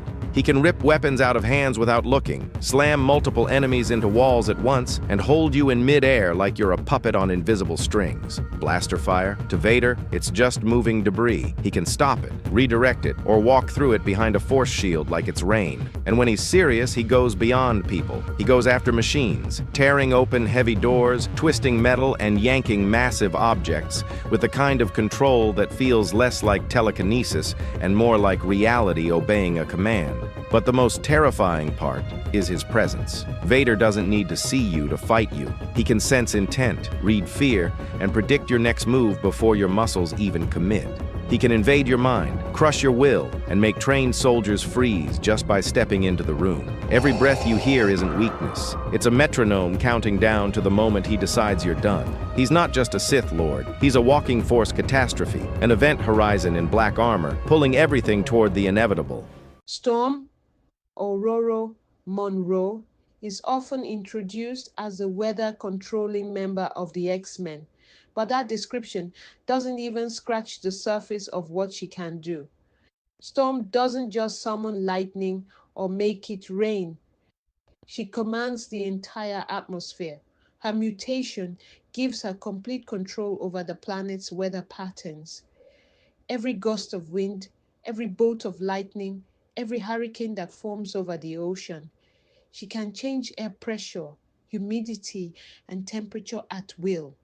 That means she can create storms large enough to devastate continents or gentle enough to water a single flower. But what makes her truly terrifying is her connection to nature itself. Storm doesn't manipulate the weather like flipping a switch. She feels it. She senses every current in the air, every drop of rain, every spark of static electricity. When she uses her powers, it's not about control. It's about harmony. She becomes one with the planet, and her powers don't stop at Earth. Storm has manipulated weather in space, controlling solar winds and cosmic energy. She summoned lightning on the moon. She can strip the oxygen out of a room, freeze oceans solid, or superheat the air into plasma hotter than the surface of the sun. In the right mindset, Storm could easily reshape ecosystems, terraform planets, or end all life on Earth with a thought. That's why she's officially recognized as an Omega-level mutant. Her control of the atmosphere is limitless, but despite having godlike power, Ororo Monroe carries herself with humility, wisdom, and empathy. She doesn't use her abilities for domination, but for balance. She was worshipped as a goddess once. And honestly, it wasn't wrong. Storm isn't just the weather. She is the weather, the living embodiment of nature's fury and grace. And when she raises her hands to the sky, even the heavens listen. Wolverine's skeleton isn't made of vibranium because of the unique and potentially hazardous properties of the metal. His healing factor combats the constant exposure to adamantium poisoning, but vibranium could be even more harmful. While adamantium makes him weigh around 300 pounds despite his 5'3" frame, vibranium, being lighter, would enhance his agility. However, the type of vibranium is crucial. Wakandan vibranium disperses kinetic energy and could cause his limbs to explode, while Antarctic vibranium, known as anti-metal, dissolves metals and could melt him from within. Considering that the same scientist who created adamantium also made Captain America's shield, it's clear that adamantium is the safer choice for Wolverine. In the world of Demon Slayer, the mark of a true warrior can be a double-edged sword. The Demon Slayer mark grants incredible power, but it also carries a grim curse, a drastically shortened lifespan. Countless Demon Slayers have fallen victim to this curse, their lives tragically cut short in their prime. But whispers echo through the ages of a select few who defied the odds. who found a way to break the curse's hold. Yoriichi, the legendary swordsman, lived to the ripe old age of 85. Kokushibo chose the path of a demon to escape mortality. Nezuko, a demon who awakened the mark, remained untouched by its deadly embrace. Could Tanjiro, the kind-hearted demon slayer, be among these rare exceptions? Did he unearth a secret to cheat death itself? Perhaps the demon slayer mark isn't a death sentence after all. Perhaps it's a doorway to a new beginning. What do you think? Could Tanjiro have conquered the curse? Share your thoughts in the comments below. Wolverine's physical exam stats. Name, real name, James Logan Howlett. Alias, the guy who shreds more than just paper. Age, technically over 100, but thanks to his healing factor, he's forever in his ripped grandpa phase. Height, 5'3". Short, but with claws that makes up for it. Weight, 300 pounds. Most of that's metal, not muscle. Blood type, unknown. Abilities, regenerative healing, enhanced senses, claws, superhuman strength sometimes. Heart rate, steady as a rock until you mention Sabretooth. Then it's pissed off mode. Respiratory system, he can hold his breath longer than you can hold a grudge. Mental state. Allergies. He's allergic to bullshit. Otherwise, his healing factor takes care of the rest.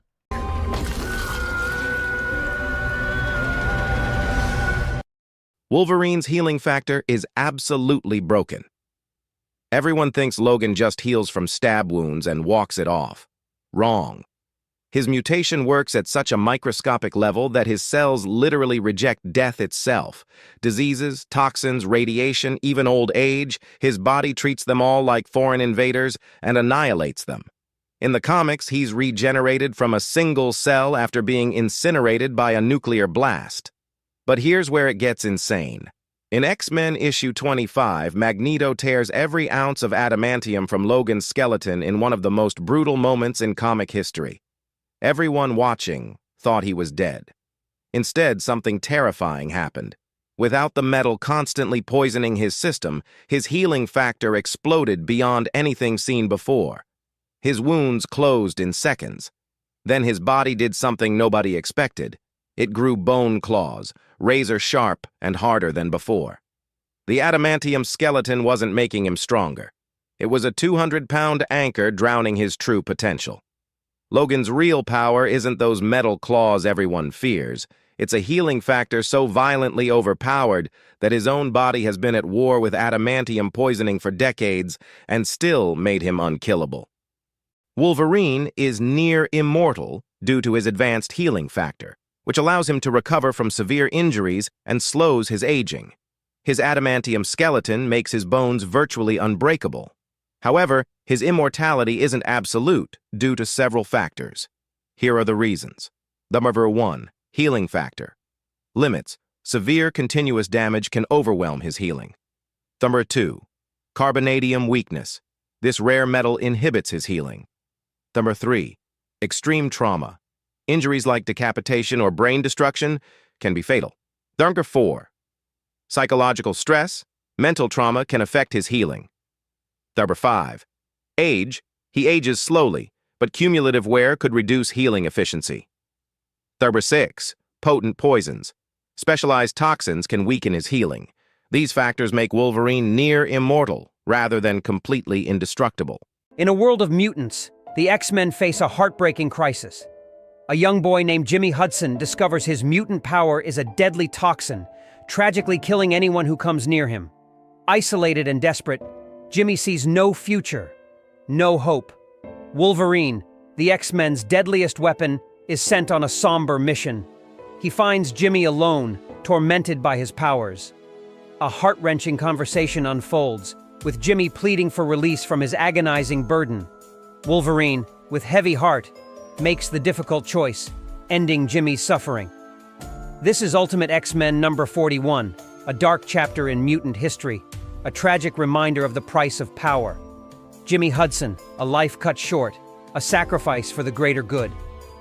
This is the story of a mutant who never had a chance, a story that will haunt the X-Men forever, because In a bleak future, Mysterio's twisted illusions wreak havoc on the X-Men. Wolverine, fueled by rage, tears through a group of figures believing he's defending his home from villains. But the truth is far more horrifying.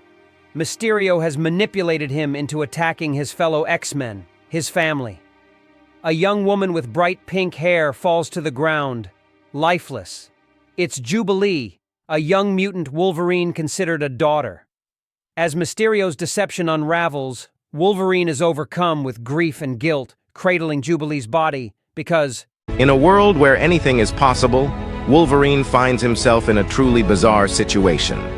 Instead of claws and combat, he's now surrounded by plates and platters, serving up a feast. The buffet is packed, and so are the plates. Every dish from sushi to spaghetti is flying off the counters. But Wolverine isn't just any buffet. He's the ultimate all-you-can-eat experience full of surprises and delight. From fierce flavor to epic eats, Wolverine's buffet is a knockout. One of the most extreme instances of Wolverine's healing factor in action was when he regenerated from a single molecule. This occurred during the Civil War event in Wolverine, Volume 3, number 48. In this storyline, Wolverine was tracking down Nitro, the villain responsible for the Stamford explosion. Nitro used his powers to create an explosion that incinerated Wolverine down to a single molecule.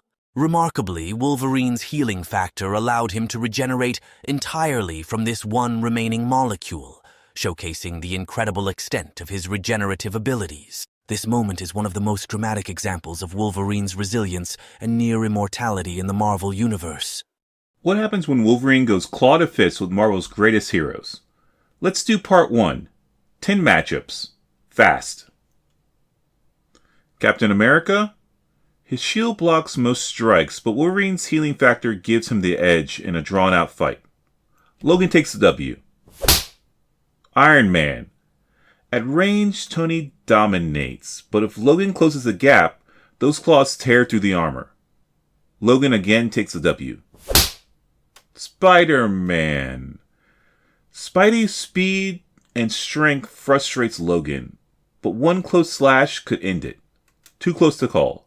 Still, I'm going to say Logan takes the W. Hulk.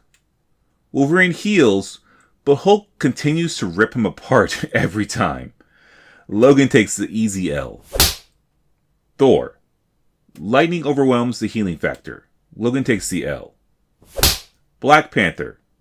Vibranium softens the claws, but Logan outlasts him in a battle of stamina. Logan takes the W. Daredevil. Mad skill is unmatched, but durability goes to Logan. Logan takes the W. Deadpool. 2 healers trading blows forever. Nobody wins. It never ends. This is a draw. Yeah, a draw. Cyclops. Optic blasts keep Logan back, but one mistake and Scott's down. Logan takes the W. Storm.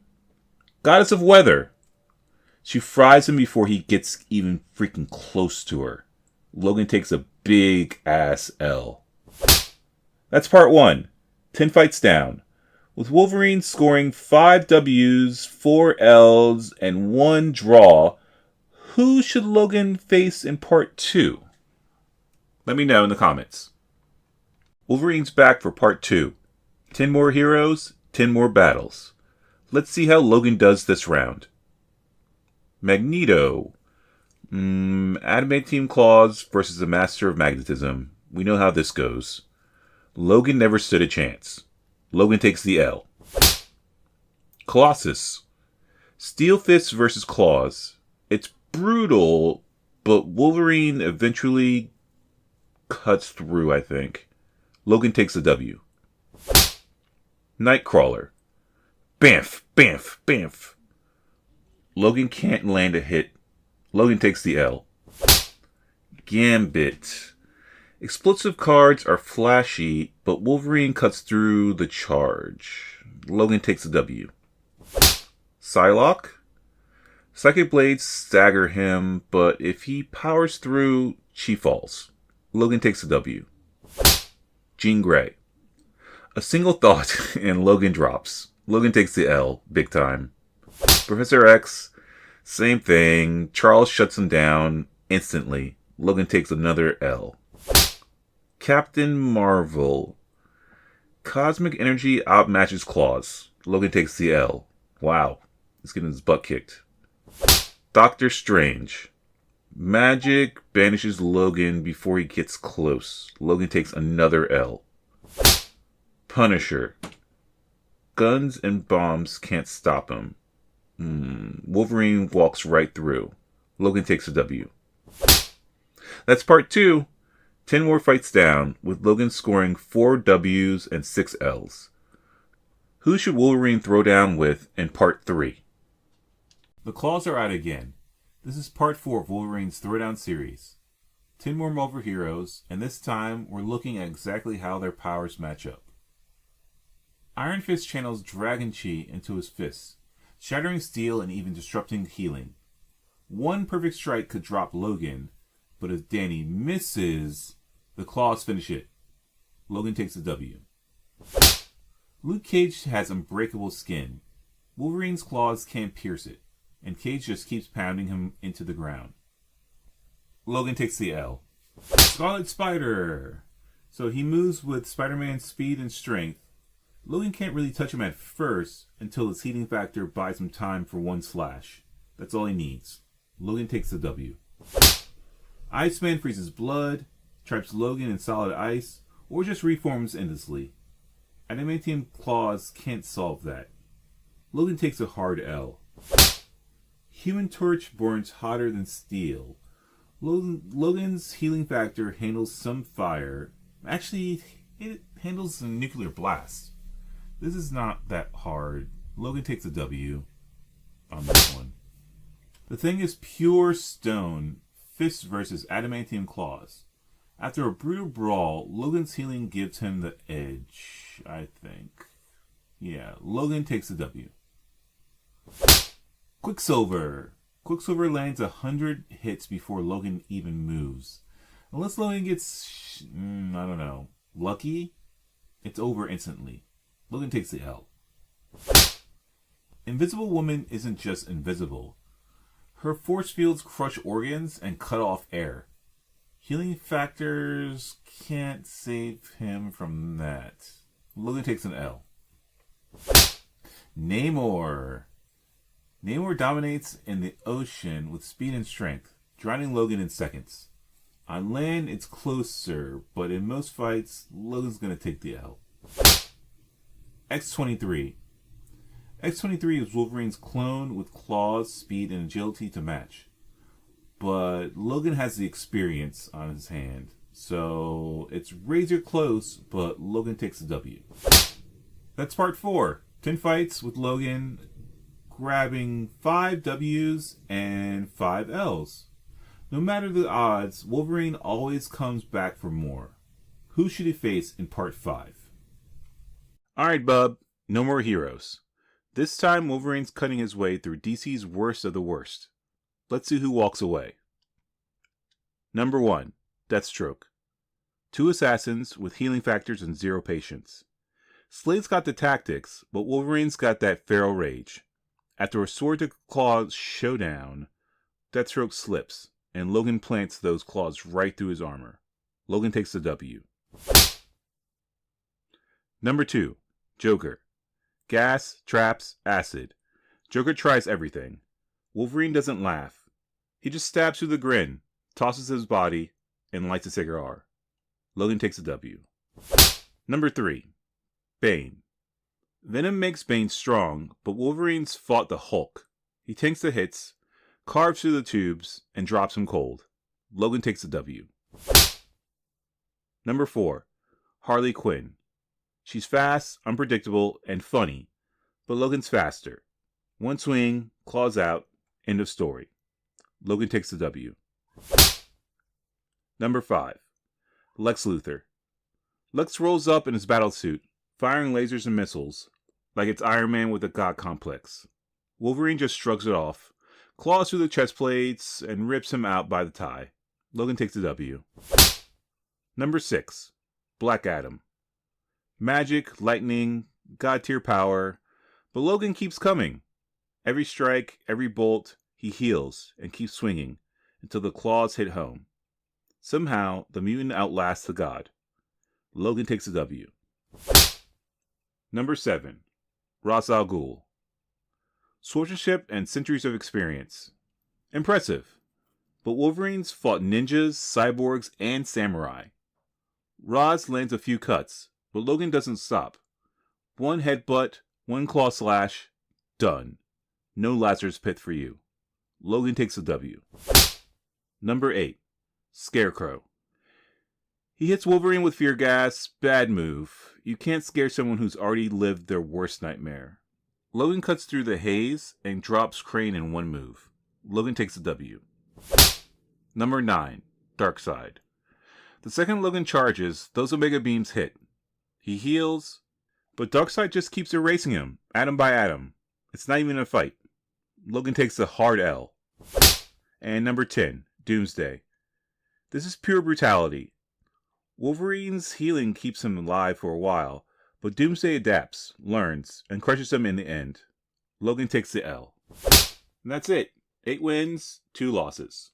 Logan's still tearing through the DC universe. This time, he's facing all new threats. Let's see who actually survives the claws. Number 1. Brainiac. Alien intelligence and world-level tech. Logan can claw at his body, but the ship and AI defenses are untouchable. Canonically, Brainiac outclasses Wolverine in almost every way. Logan takes the L. Number 2. Black Manta. High-level suit, plasma weapons, and ocean mastery. But they're fighting on land, and Logan dodges blasts and tears through the suit. Logan takes the easy W. Number 3. Captain Cold. Freeze gun, traps, and strategy, but Logan's healing factor and speed let him close the distance fast, and one slash ends it. Logan takes the easy W. Cheetah. Number 4. Super speed, agility, enhanced strength. Logan survives the hits, but she's faster overall. Canonically, she has the edge. Logan takes the L. Number 5. Gorilla Grodd. Super intelligence, telepathy, and strength. Wolverine can claw him physically, but Grodd's mental attacks and brute power put him in control. Logan takes the L. Number 6. Lady Shiva. Peak human martial artist.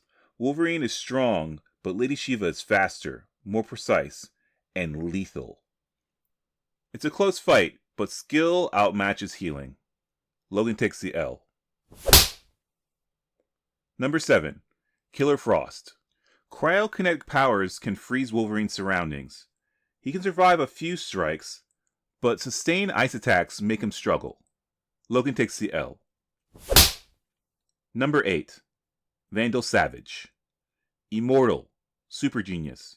Centuries of combat knowledge.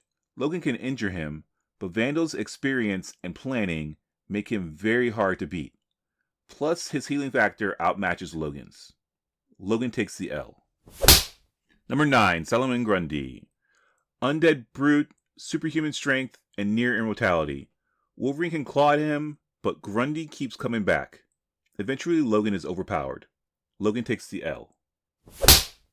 Number 10. Poison Ivy. Plant manipulation, toxins, and environmental control. Wolverine can dodge some attacks, but her toxins and entangling vines make his fight extremely difficult. Still, Logan's healing lets him carve through the plants and strike her down. Logan takes the W. 3 wins, 7 losses this round. Logan's facing all new enemies this time.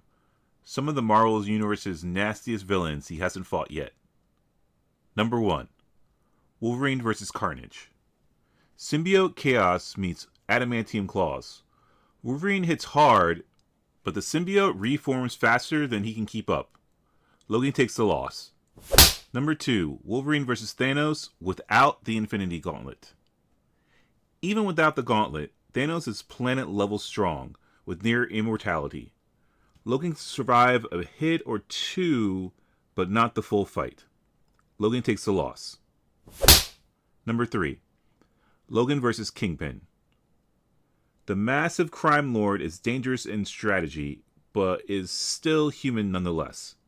Wolverine closes fast, claws through him, and ends it quickly. Logan takes the win. Number 4. Wolverine versus Green Goblin. Norman's gadgets, bombs, and glider make him chaotic, but Logan survives, dodges, and ends the fight once Green Goblin runs out of tricks. Logan takes the win. Number 5. Wolverine versus Apocalypse. Omega level mutant, near immortal, enhanced molecular control. Logan fights hard but cannot overcome Apocalypse's god tier powers. Logan takes the loss. Number 6. Wolverine vs. Sabretooth. Feral brotherly love. Both heal fast, but Logan's experience and instincts give him the edge. A brutal close quarters fight, but Logan wins. Logan takes the win. Number 7. Wolverine vs. Hela. Goddess of Death and Asgardian power. Let's see. Wolverine's claw and healing factors aren't enough to beat her. Logan takes the loss. Number 8. Wolverine vs. Bullseye. Precision killer versus unstoppable mutant. Logan tanks bullets and closes distance. Bullseye easily falls. Logan takes the win. Number 9. Wolverine vs. Ultron. Adaptive AI with an adamantium body. Wolverine can land hits, but Ultron's tech adapts too fast. Logan takes the loss. Number 10. Wolverine vs. Mystique. Master of illusion and trickery. But just like in the movie, Logan's instincts see through the tricks. And he strikes before Mystique can trap him. Logan takes the win. So, final summary. Wins: Kingpin, Green Goblin, Sabretooth, Bullseye, Mystique. Losses: Carnage, Thanos, Apocalypse, Hela, Ultron.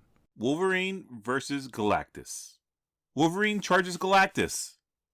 Galactus looks down. Wolverine dies. Winner Galactus in record time. The end. Two fighters from different worlds. One forged in rage and metal. One born from power and discipline. Wolverine versus Goku. Wolverine's strength lies in what he can survive.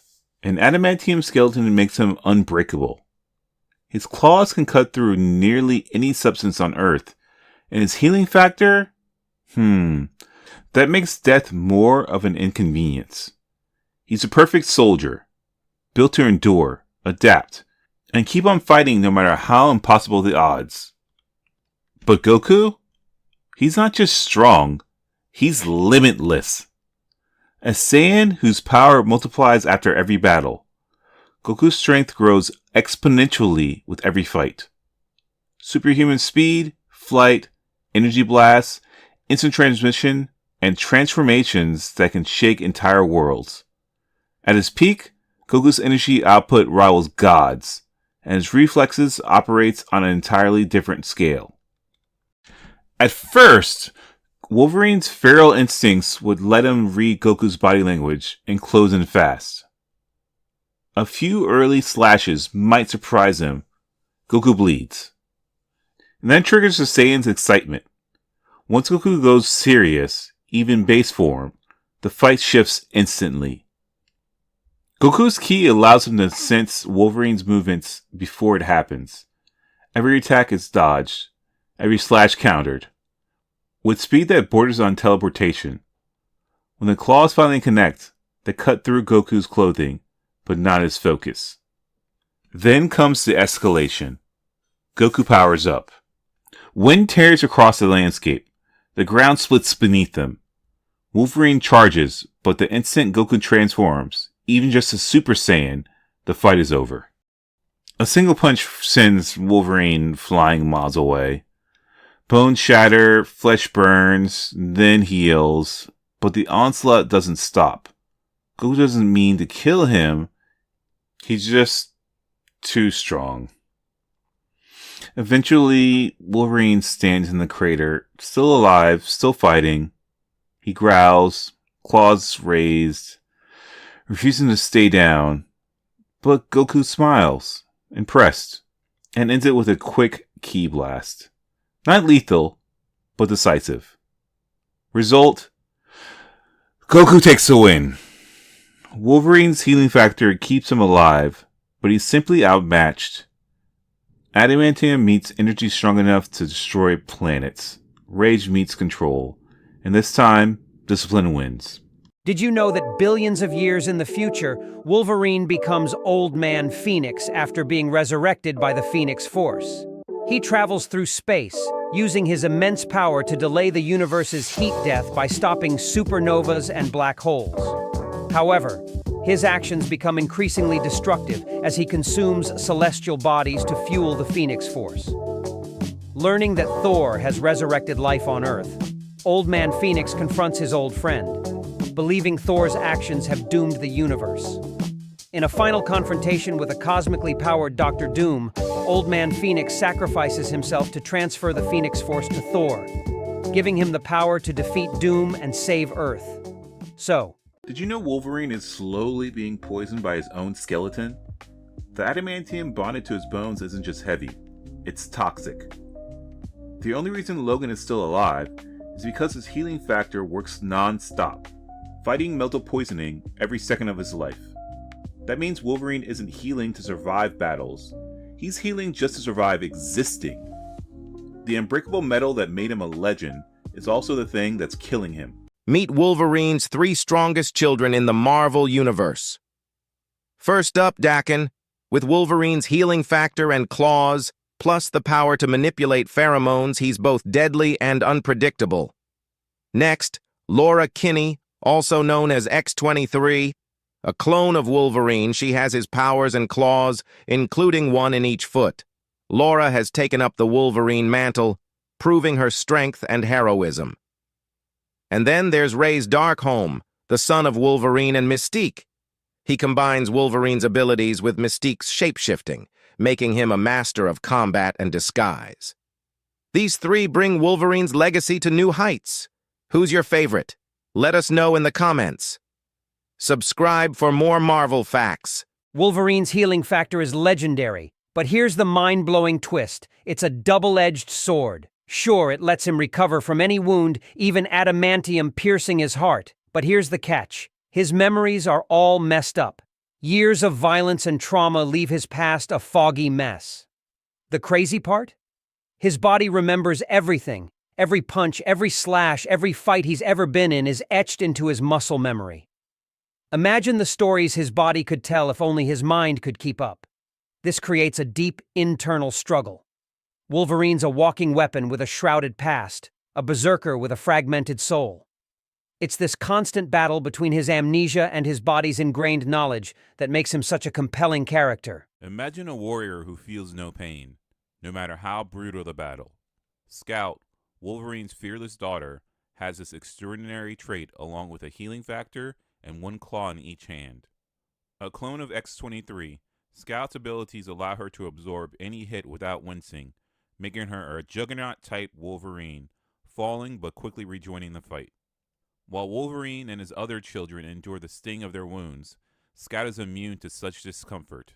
Pain is often a constant companion to Wolverine, but Scout's indifference to it makes her an ultimate weapon. So, in the heart of the storm, Aurora Monroe stands tall, a goddess of the elements with eyes that mirror the tempestuous skies. With a mere thought, she commands the wind to dance and the clouds to part, harnessing the power of nature itself. Born a mutant, she embraces her gift as a force for good, using her abilities to protect the innocent. Through thunder and lightning, she weaves a symphony of power and grace, her presence commanding respect and awe. Despite the chaos she can conjure, Storm remains a beacon of serenity, her calm demeanor a stark contrast to the fury she wields. In the end, her legacy is one of strength and beauty, a testament to the untamed spirit of the elements she commands. X-Men Facts Magic. Meet Ilyana Rasputina, the X-Men's master of dark magic and ruler of limbo, and my personal favorite X-Men. Born with the mutant powers of teleportation, her life changed forever when she was trapped in a demon dimension as a child. There, she didn't just survive, she conquered. Training in both sorcery and swordsmanship, she emerged as magic, wielding her legendary soul sword and commanding mystical forces that blur the line between hero and anti-hero. Don't let her youthful appearance fool you. This Russian-born warrior has faced down demons, gods, and even death itself. Sub for more! Here are some facts about Rogue that you might not know. She wasn't originally meant to be an X-Men. She started as a villain in the Avengers comics, working with Mystique's Brotherhood of Evil Mutants. Rogue once absorbed Wolverine's healing powers and permanently cured herself of the legacy virus. That crazy ass virus that was killing like all those mutants. Yeah, she just took Wolverine's powers and cured herself. Okay, so Rogue's real name wasn't known for almost 20 years in the comic books since her debut. 20 years. Her name is Anna Marie. They dropped that in 2004. And in an alternate timeline, her and Magneto hooked up. They got married and had a child named Magnus. Follow for more X-Men facts.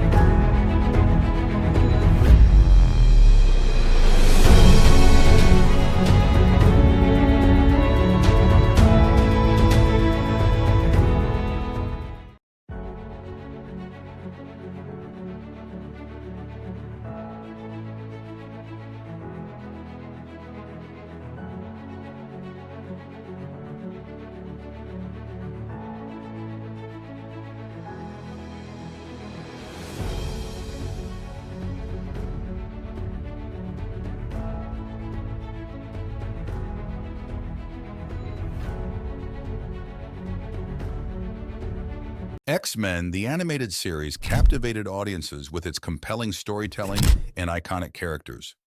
Aired from 1992 to 1997, it faithfully adapted beloved comic book arcs while exploring themes of discrimination, identity, and social justice.